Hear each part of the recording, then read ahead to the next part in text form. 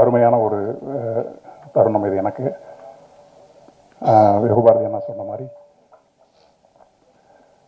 ஒரு அப்பட்டமான எந்த பூச்சும் இல்லாத அல்லது ஏதோ ஒரு பிராபகண்டாவை வலியுறுத்தக்கூடிய திரைப்படமாக இல்லாமல் நேரில் பார்த்த அனுபவித்த உற்றுணர்ந்த ஒரு வாழ்க்கையை அந்த சூப்பராக சொல்லியிருக்காப்புல. அதனால தான் அவளை காத்திரமாக அத்தனை பேர் நடிச்சிருந்தாங்க.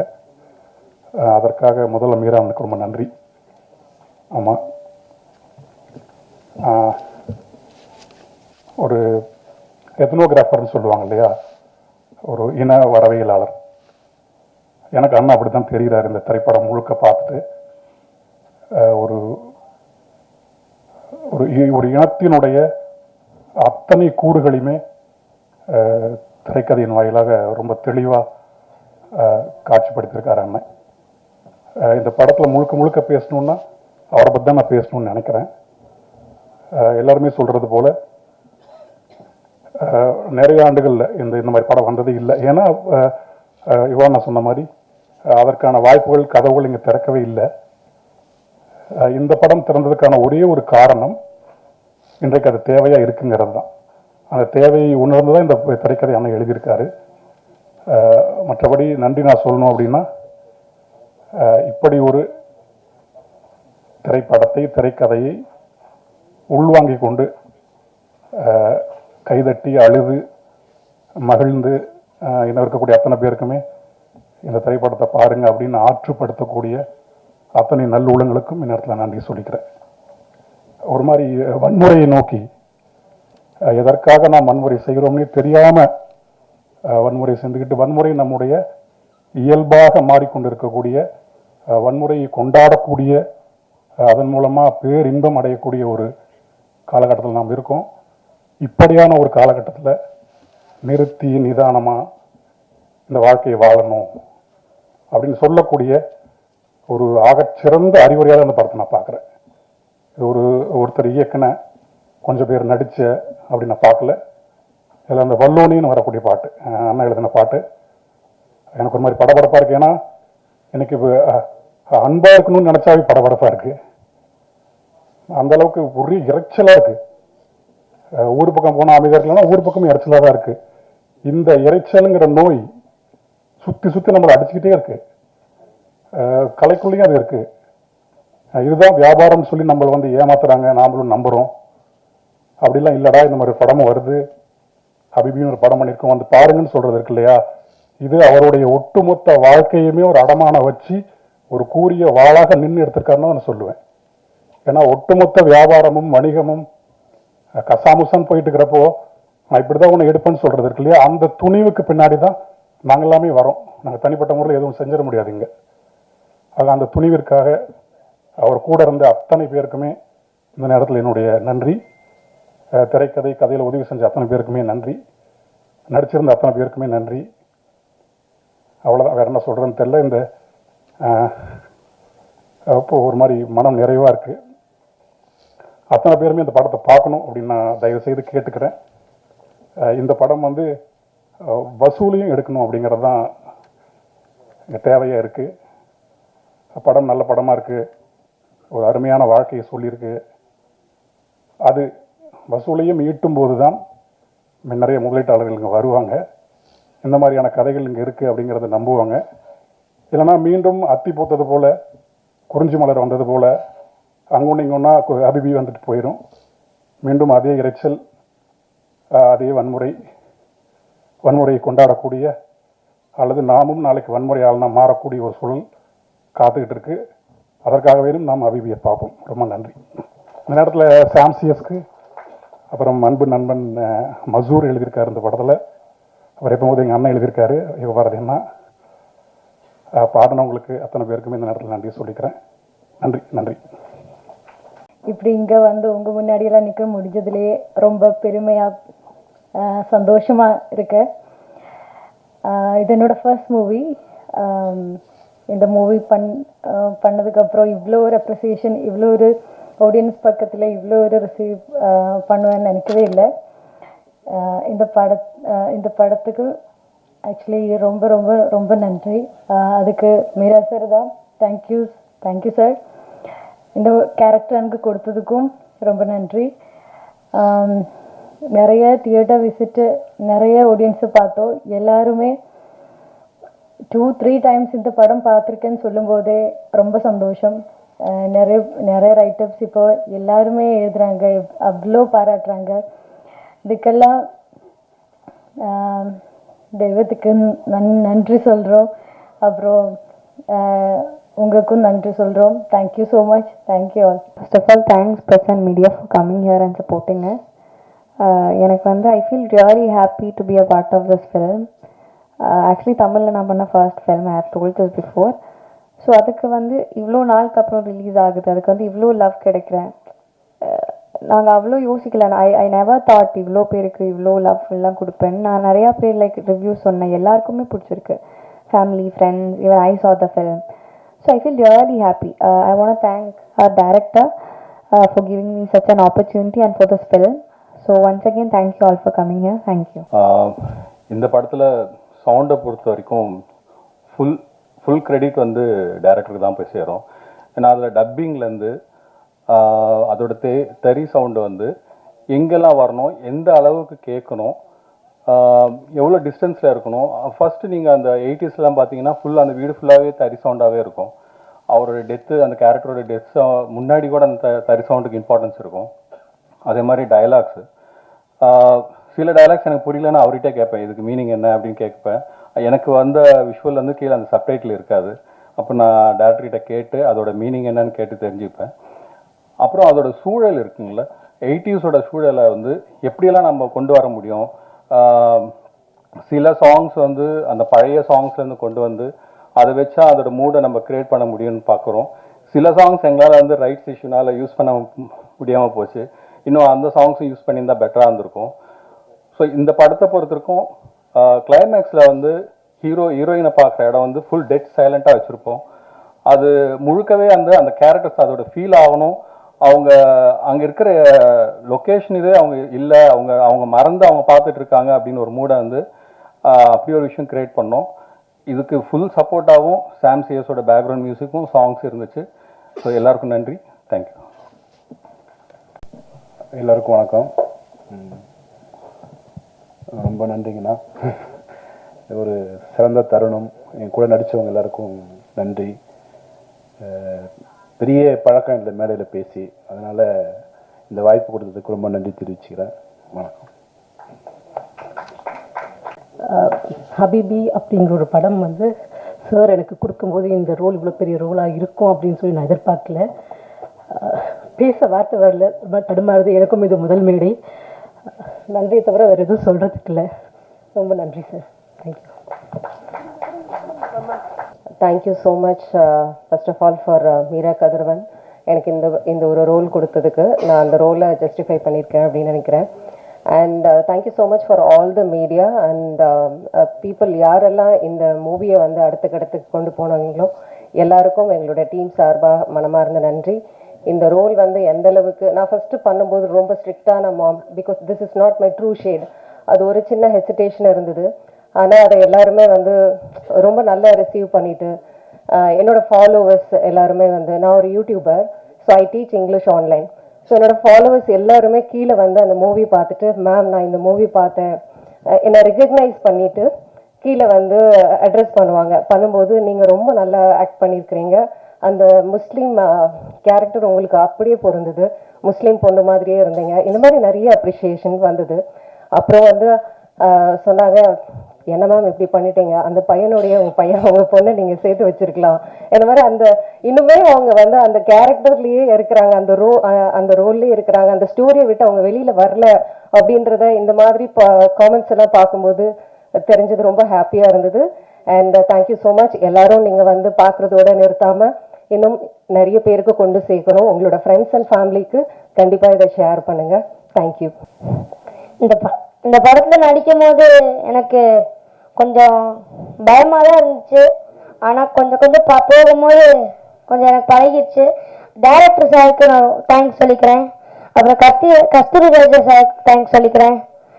அதுக்கப்புறமேட்டு assistant director sir assistant director மாமா எல்லாத்துக்கும் தேங்க்ஸ் சொல்லிக்கிறேன். அவ்வளோதான். எந்த ஊர்லேருந்து வர்றீங்க, என்ன படிக்கிறீங்கப்பா? 6th படிக்கிறேன். எந்த ஊர்லேருந்து வர்றீங்க? மதுரை. மதுரையா? இதுக்கு முன்னாடி என்ன படத்தில் நடிச்சிருக்கீங்க? ஆனந்தம் நடும்பீடு, ஹஸ்காரா, கொட்டுக்காளி, தெய்வ மச்சான், அதிகமான மாலமரம், அயலி, பிரின்சஸ். லிஸ்ட் பெருசா போகுது, தெரியாம கேட்டுட்டேன். முதல் முறையா திணை வரகு கம்பு சாமை எல்லாம் பேசாம கொஞ்ச நேரம் கேட்டுட்டு போலான்னு வந்து மேடைக்கு வருவேன்னு எனக்கு கண்டிப்பா தெரியாது. ஒரு மாலை பொழுதுல ஒரு நாள் வந்து கோவை பயணத்தின் போது இயக்குனர் ராம் அவர்களை சந்திச்சேன். அப்போ அவங்க நானும் ஒரு 5 நிமிடம் ஒன்றா நடந்து போயிட்டு இருக்கும்போது வேகமாக சொன்னாங்க, தோழர் உங்களுக்கு பிடிக்கும் கண்டிப்பாக ஹபீபின்னு ஒரு படம் வரப்போகுது, அந்த படம் வரும்போது மீரான்னு ஒருத்தங்க வந்து பண்ணியிருக்காங்க, எனக்கு உண்மையிலேயே மீரா கதிரவன் அப்படிங்கிற வார்த்தை கூட எனக்கு தெரியாது, நான் வந்து கண்டிப்பாக நீங்கள் பார்க்கணும் அப்படின்னு சொன்னாங்க. அதோட நான் அதுக்கப்புறம் மறந்துட்டேன். 10 நாள் முன்னாடி திருநெல்வேலி போயிருந்தப்ப திருநெல்வேலியில் நான் இருந்த வீட்டுக்கு பின்னாடி முத்துராம் தேட்டரில் ராமமுத்துராம் தேட்டரில் அந்த படம் ஹபீபி போஸ்டர் பார்த்தீங்கன்னா ஐயோ ராம் சொன்ன படமாச்சு அப்படின்னு மொத்தமாக வீட்டில் எல்லாரையும் ஒரு 6 பேர் சேர்த்து கூட்டிகிட்டு படத்துக்கு போய் ஒரு செகண்ட் ஷோவில் போய் பார்த்தோம். உண்மையிலே மனம் அப்படி கனத்து போயிடுச்சு. படம் பார்த்து முடிச்சுட்டு 1:30 மணிக்கு வீட்டுக்கு வரும்போது அது 10:45 காட்சி, வீட்டுக்கு வரும்போதே 1:30 1:45 2 ஆயிடுச்சு. ஆனால் 4 மணி வரைக்கும் எனக்கு தூக்கமே வரல. 4 மணி வரைக்கும் மனசெல்லாம் அப்படி அவ்வளோ கனத்து. ஏன்னா நான் பாளையங்கோட்டைக்காரன், எனக்கு கடையநல்லூர் வாழ்க்கை தெரியும், எனக்கு காதர் மாமா உண்டு, சிவராமனாக இருந்தாலும் காதர் மாமா எங்கள் அப்பாவினுடைய நெருங்கிய நண்பர். அப்போ யூசுப்பும் சாரும் தென்னந்தோப்பு நண்பராக வரக்கூடியவர்களும் பேசிய காட்சியெல்லாம் அப்படியே என் மனசுக்குள்ளே எங்கள் அப்பாவும் காதர் மாமாவும் பேசிக்கிட்டு இருந்த மாதிரியே ஒரு உணர்வு இருந்துச்சு. பல நாள் நான் அது மாதிரி என்னுடைய நண்பர்கள்ட்ட ஏங்கிலாம் சொல்லியிருப்பேன். எனக்கு ஒரு எத்தனை இஸ்லாமிய நண்பர்கள் அங்கே இருந்தாங்க, நாங்கள் எப்படி கிளாஸில் இருந்தோம், ஆனால் இன்றைக்கி சமூகம் ஏன் இப்படி இருக்கிறது, எனக்கு கோபத்தோடு பல நேரம் பேசிக்கொண்டே இருந்ததுக்கு ஹபீபி வந்து ஒரு பெரிய விடுதலை கொடுத்துச்சு மனசில். அவ்வளவு நல்லா ஒவ்வொரு காட்சியும் ஒவ்வொரு விஷயங்களும் அவங்க கட்டமைத்திருந்தது. அதில் அந்த காஸ்டிங்காக இருக்கட்டும், அதில் ஒரு வார்த்தைகள் நான் பல நேரம் அப்படியே யோசிச்சு பார்ப்பேன். அதுக்கப்புறம் 5-6 நாட்களாகவே ஹபீபிக்குள்ளேயே இருந்தேன்னா, மருத்துவமனையில் பேசிகிட்டு இருக்கும்போது கூட நோயர்களோடு பேசும்போது கூட ஹபீபி பார்த்தீங்களா அப்படின்னு பரிந்துரை சீட்டில் கூட அது வர ஆரம்பிச்சிருச்சு. அந்த அளவுக்கு இது சும்மா சோதனைக்காக சொல்லலை. நேற்று கூட ஒருத்தர் வந்து முகநூலில் நான் எழுதியிருக்கதை பார்த்துட்டு சார் இன்னைக்கு சாயந்தரம் போகிறோம் அப்படின்னு சொன்னாங்க. ஏன்னா எனக்கு ரொம்ப மனசுக்கு வந்து இப்படியான படங்கள் வந்து பெரிய வெற்றியை பெறணும், உலகமே கொண்டாடணும், வசூலில் கூட. ஏன்னா அந்த படத்தை தயாரித்தவங்க விநியோகித்தவங்க அவங்களுக்கெல்லாம் இதில் ஒரு பெரிய மகிழ்ச்சி இருக்கணும். மீரா கதிரவனுடைய பெரு உழைப்பு இதில் இருக்குன்னு தெரியும். ஆனால் இதை வந்து சமூகம் எப்படி கொண்டாட போகிறது ஒட்டு மொத்தமாக? ஏன்னா நிச்சயமாக இதில் இருக்கக்கூடிய பல்வேறு கலை நுணுக்கம் அறிந்தவர்கள் எல்லாரும் கொண்டாடி தள்ளுறாங்க எல்லா இடத்துலையும். படம் பார்த்தவர்கள் முகநூலில் எழுத தெரிந்தவர்கள் முகநூலில் எழுதுறவங்க எல்லாருமே கொண்டாடி எழுதுறாங்க. ஆனால் சாமானிய மக்கள் எல்லாருமே கொண்டாடணுமேங்கிற ஒரு ஆதங்கம் தான் அந்த முதல் நாள் பார்த்துட்டு வந்தோடனே எனக்கு அப்படி தோணிகிட்டே இருந்துச்சு. அதில் எத்தனை காட்சிகள் ரொம்ப பிடிச்சிருந்தது. சாலியா அந்த கேரக்டரில் அவங்க பேசின விஷயங்கள், அப்புறம் அந்த நிலோஃபருங்கிறத கூட நிலவு அப்படின்னு ஒரு மொழியோடு பேசுனது வந்து ரொம்ப பிடிச்சிருந்துச்சு. அப்படி நம்ம ஊர் லாங்குவேஜில் எல்லாம் நிலவு ஏன் சொன்ன பேச்ச கேளு அப்படிங்கிற அந்த வட்டார மொழி, அதில் இருந்த விஷயங்கள், இப்படி பல விஷயங்கள் வந்து ஒரு இஸ்லாமிய ஜானசா எப்படி இருக்குங்கிறத வந்து அழகாக பார்க்க வச்சது யூசுப்புடைய விஷயத்தையும். அப்படி ரொம்ப சொல்லிகிட்டே போகலாம். அவ்வளவு ஒரு நெகிழ்வான படம். இன்றைய திரைப்படங்கள் வந்து பல நேரங்களில் ஒரு வலியை தருகிறது. ஆனால் இப்படி ஒரு மனசுக்கு நெருக்கமாக ஒரு இதமான வாழ்வை பார்க்கணும். ஏன்னா எங்களை போன்றவர்கள் 80-90களில் வந்து திரைப்படங்கள் எங்களை பல விஷயங்களில் கட்டமைத்தது என்று தான் நான் சொல்வேன்.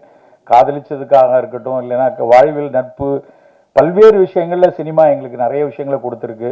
ஆனால் இப்போ இருக்கிற தலைமுறைக்கு ஒன்லி வெட்டு குத்து ரத்தம் களரி இது மட்டும்தானா அப்படின்னு ஏங்கிட்டு இருக்கிறப்ப ஹபீபி படம் வந்து இல்லை, இப்படியும் வந்து ஒரு மிகச்சிறப்பான படம் கொடுக்க முடியும்னு காமிச்சிருக்கிறது வந்து அவ்வளோ நெகிழ்ச்சியாக இருக்குது. ஒட்டுமொத்த திரைப்பட இந்த குழுவினருக்கும், இந்த திரைக்கு இதை கொண்டு வருவதற்காக மெனக்கிட்ட அத்தனை நண்பர்களுக்கும், இதை கொண்டாடி கொண்டிருக்கக்கூடிய அத்தனை மக்களுக்கும், ஊடகங்கள் அத்தனை பேருக்கும் ஹபீபியின் ஒரு மிகச்சிறந்த ரசிகனாக மனமார்ந்த நன்றியை தெரிவித்துக் கொள்கிறேன். நன்றி. ஹபீபிக்கு வந்து படம் பார்க்குற குழுவினருக்கு இங்கே பார்த்துட்டு இருக்கவங்களே ஏதோ ஒரு டிப்ஸு சொல்லுங்க அப்படின்னாங்க. டிப்ஸ் எனக்கு என்ன சொல்லணும்னு என் மனசில் எதுவும் இல்லை. கண்டிப்பா போய் இன்னொரு தடவை ஹபீபி பாருங்க, உடல் நலம் நலமா இருக்கு. முதல்ல நான் மீரா கதன் சார்ட்ட ஒரு மன்னிப்பு கேட்டுக்கணும். ஏன்னா ஹபீபிக்குள்ள ரொம்ப லேட்டாக வந்து ஜாயின் பண்ணிட்டேன், சாரிண்ணே. சிறையோட ப்ரொமோஷன் போயிட்டு இருக்கும்போது முத்துக்காமிச்சி அண்ணனால என்னை கூப்பிட்டு சொன்னார், தம்பி நீ ஹபீபின்னு ஒரு படம் பார்க்கணுண்டா அப்படின்னு சொல்லி. ஆனால் அந்த நேரத்தில் நான் முன்னாலே இந்த படம் பார்த்துருக்கணும். அதுக்கப்புறம் இப்போ தான் தியேட்டரில் வந்ததுக்கப்புறம் பார்த்தேன். ரொம்ப சந்தோஷமாகவும் ரொம்ப மகிழ்ச்சியாகவும் இருந்துச்சு. மீரா கதன் வந்து ஒரு கேட்டை இப்போ தமிழ் சினிமாவில் திறந்து விட்டுருக்காரு. 100 வருஷம் இருக்குது அந்த கேட்டை வந்து திறக்கிறதுக்கு. ஏன்னா வெறும் கான்கள் மட்டுமே வந்த தமிழ் சினிமாவில் இன்றைக்கி வந்து யூசுப் அபுதாயர் அப்படின்னு சொல்லி ஒரு முழு நீள இஸ்லாமியர்கள் படம் வர்றதுக்கு தமிழ் சினிமாவில் 100 வருஷம் ஆயிருக்கு. இந்த 100 வருஷத்துக்கு அப்புறம் நல்ல படம் வந்து முதல் முறையாக வந்திருக்க போகுது. இதை படம் அப்படின்னு சொல்கிறத விட ஒரு வாழ்க்கை அப்படின்னு சொல்லலாம். நிறைய ஈரானிய படங்கள் பார்த்து பார்த்து பழகின நமக்கு தமிழில் இப்படி ஒரு படம் வர்றது வந்து ரொம்ப மகிழ்ச்சியாகவும் ரொம்ப சந்தோஷமாகவும் இருந்துச்சு. ஒரு இடத்துல கூட ஒரு புனைவோ அதுவோ இல்லாமல் அந்த மாதிரி ஒரு கதை எடுக்கிறதுக்கு மிகப்பெரிய தைரியம் வேணும். இன்னைக்கு சினிமாவில் நம்ம பார்க்குறோம்ல, ஒரு பெரிய தைரியம் வேணும் இந்த மாதிரி ஒரு படம் எடுக்கிறதுக்கு. ஏன்னா அந்த படம் எடுத்ததுக்கப்புறம் வர பிரச்சனைகள் எல்லாமே அண்ணனுக்கு தெரியாமல் தான் இல்லை. ஏன்னா அவரும் சினிமாவில் தான் இருக்கார், அவரும் சினிமாவில் தான் பயணிக்கிறாரு. அதனால் ஒரு மிகப்பெரிய தைரியத்துக்கு முதல்ல என்னோட பாராட்டுக்கள். இந்த படத்தில் நடித்த எல்லாருமே நடிக்கவே இல்லை, எல்லாருமே வாழ்ந்துருக்காங்க அப்படிங்கிற மாதிரி தான் எனக்கு தோணுச்சு. ரொம்ப மனநிறைவோடு இந்த படத்தை பார்த்துட்டு வெளியில் வந்தோம். தமிழ் சினிமாவில் ரொம்ப நீண்ட தம்பி சொன்ன மாதிரி ஒரு இரைச்சலுக்கு மத்தியில் எங்கள் அண்ணன் யுகபாரதி எழுதுகிற கவிதை மாதிரி இருந்துச்சு இந்த படம். ரொம்ப அருமையான படம். கண்டிப்பாக இந்த படம் வந்து ஒரு வெற்றி படமாக மாறணும். மலையாள படங்கள் வந்து இந்த மாதிரி வரும்போது நமக்கு ஒரு இஸ்லாமிய வாழ்க்கையை சொல்லி ஒரு படம் வரலையான்னு நமக்கு அந்த வாழ்க்கை தெரியாது. தெரிஞ்ச அளவில் நம்ம ஒன்று பண்ணியிருக்கோம். ஆனால் ஒரு வாழ்க்கையை தெரிந்தவர் வந்து பண்ணும்போது அது ரொம்ப அழகாகவும் ரொம்ப சிறப்பாகவும் இருந்துச்சு. இந்த படத்தை வெற்றி பெற வைக்கணும், அதுக்கு எல்லாரும் இந்த படம் பார்க்கணும்.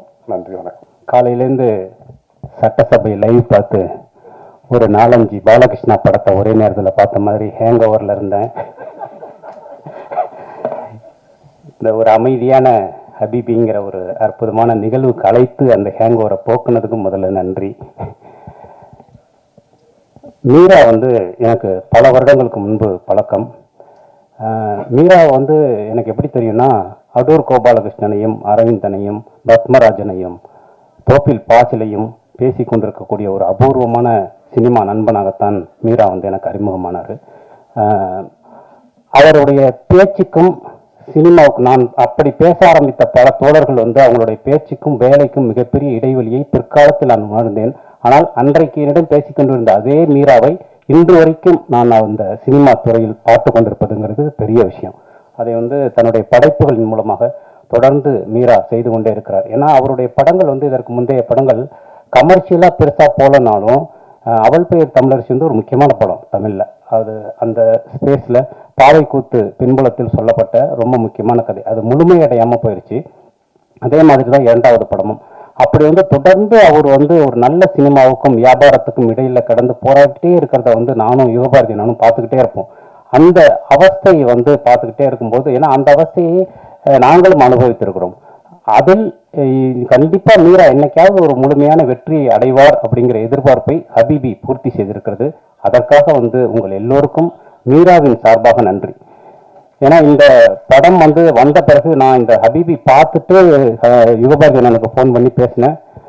ரொம்ப நல்லா இருக்குண்ணா, ரொம்ப அற்புதமான ஒரு படைப்பு அப்படின்னு சொல்லிட்டு மீராட்டையும் பேசினேன். எனக்கு வந்து இந்த படத்தோடைய ரிசப்ஷன் எப்படி இருக்குங்கிறது தான் எனக்கு ரொம்ப ஆர்வமாகவும் இருந்தது. அப்போ படம் வந்த 2வது நாள் நான் மீராவுக்கு ஃபோன் பண்ணி விமர்சனங்கள்லாம் ரொம்ப நல்லா வருது மீரா, ரொம்ப சூப்பராக இருக்குது, நீங்கள் ஜெயிச்சிட்டீங்க அப்படின்னு நான் மெசேஜ் பண்ணியிருந்தேன் அவருக்கு. ஸோ எனக்கு ரொம்ப சந்தோஷம். இந்த மாதிரியான ஒரு படத்தை இன்றைய சூழலில் ஊடகங்கள் வந்து கொண்டாடி தீர்த்து இருக்கீங்க. அதுக்கு வந்து என்னுடைய பெரிய நன்றி ஒரு படைப்பாளியாக. ஏன்னா இது ஒரு பெரிய ரெஸ்பான்சிபிலிட்டி. நான் ஹபீபி படத்தை எப்படி பார்க்குறேன்னா, தமிழ் இலக்கியத்தில் வந்து இஸ்லாமியர்களுக்கு வந்து ஒரு மிகப்பெரிய வரலாறு இருக்குது. சிவா புராணத்தில் தொடங்கி தோப்பில் முகமது மீரான் வரைக்கும் ஒரு மிகப்பெரிய வரலாறு இருக்குது. தமிழக அரசியல் வரலாற்றில் இஸ்லாமியர்களுக்கு மிகப்பெரிய பங்கு இருக்குது. ஆனால் தமிழ் சினிமாவில் மட்டும் எப்படி அது நடக்காமலே போயிடுச்சு அப்படிங்கிற ஒரு மிகப்பெரிய வருத்தம் வந்து எனக்கு இருக்கும். யுகபாரதி என்ன சொன்ன மாதிரி, ஒன்று இஸ்லாமியர்களை தீவிரவாதிகளாக கறிக்கடை பாய்களாக மட்டுமே நம்ம பார்த்துருக்கோம். இல்லை அப்படின்னா கடைசி நேரத்தில் ரத்தம் சொட்ட சொட்ட நானும் இந்தியன் தாண்டா அப்படின்னு சாவுற ஒரு இஸ்லாமியை நான் பார்த்துருக்கோம். ஒன்று இழிவுபடுத்துவார்கள் அல்லது புனிதப்படுத்துவார்கள். இது ரெண்டுமே இல்லை. உண்மையிலேயே ஒரு தலித் சினிமா, இஸ்லாமிய சினிமாங்கிறது என்ன நான் பார்க்குறேன்னா, அரசியல் புரட்சி அவர்களுடைய பிரச்சனை பேசுவதெல்லாம் இல்லை. முதல்ல அவர்களை மனிதர்களாக காட்டுவது, அவர்களுடைய ஈஸ்தட்டிக்கை காட்டுவது, அவர்களுடைய உணர்வுகளை உண்மையாக காட்டுவது, அதுதான் உண்மையிலேயே ஒரு தலித் சினிமா, உண்மையிலேயே ஒரு இஸ்லாமிய சினிமா. மெட்ராஸ் ஏன் ஒரு முக்கியமான தலித் சினிமாவை பார்க்கப்படுது அப்படின்னா, அந்த படம் தான் முதலில் வட சென்னையை சேர்த்த ஒரு தலித்திய வாழ்க்கையை வந்து ரொம்ப ஈஸ்தட்டிக்காக காட்டின படம், ரொம்ப அழகியலோட காட்டின படம். ஒரு தலித்துக்கு ஒரு காதல் இருக்கும், அவனுக்கு ஒரு அம்மா இருக்கும், அவனுக்கு ஒரு அம்மா சென்டிமெண்ட் இருக்குன்னே எனக்கு தெரியாது. நாம பார்த்த 80களில் பார்த்த படங்கள் எல்லாம் அவங்க வந்து ஒரு பண்ணையார் வீட்டில் பின்னாடி தொழுவத்தில் இருப்பாங்க, அவங்களுக்கு ஒரு நெருக்கடி வரும் அப்படிங்கிறது மட்டும்தான். முதல்ல அவங்களுக்குள்ள இருக்க சக மனிதனாக பார்ப்பதற்கு, அவர்களை மனிதர்களாக உங்கள் கண் முன் வந்து நிறுத்துகிற படைப்பு தான் உண்மையிலேயே அரசியல் சினிமா. அதை வந்து அன்னைக்கு மெட்ராஸ் செஞ்சுது. அது வந்து ஒரு அழகியல் சினிமாவாக, அது ஒரு தலித் சினிமாவில் தொடக்கமாக இருந்தது. அப்படித்தான் நான் வந்து இந்த ஹபீபியை பார்க்குறேன். ஹபீபி வந்து இத்தனை வருடங்களுக்கு பிறகு இஸ்லாமிய வாழ்க்கையை, அதன் அழகியலை, அதன் மனிதத்தை, அதன் உறவுகளை நம் கண் முன்னாடி காட்டிய ஒரு படமா நிற்குது. அது மட்டும் இல்லாமல் ஒரு சினிமாவாகவும் வெற்றிகரமான சினிமாவாக நிற்குது.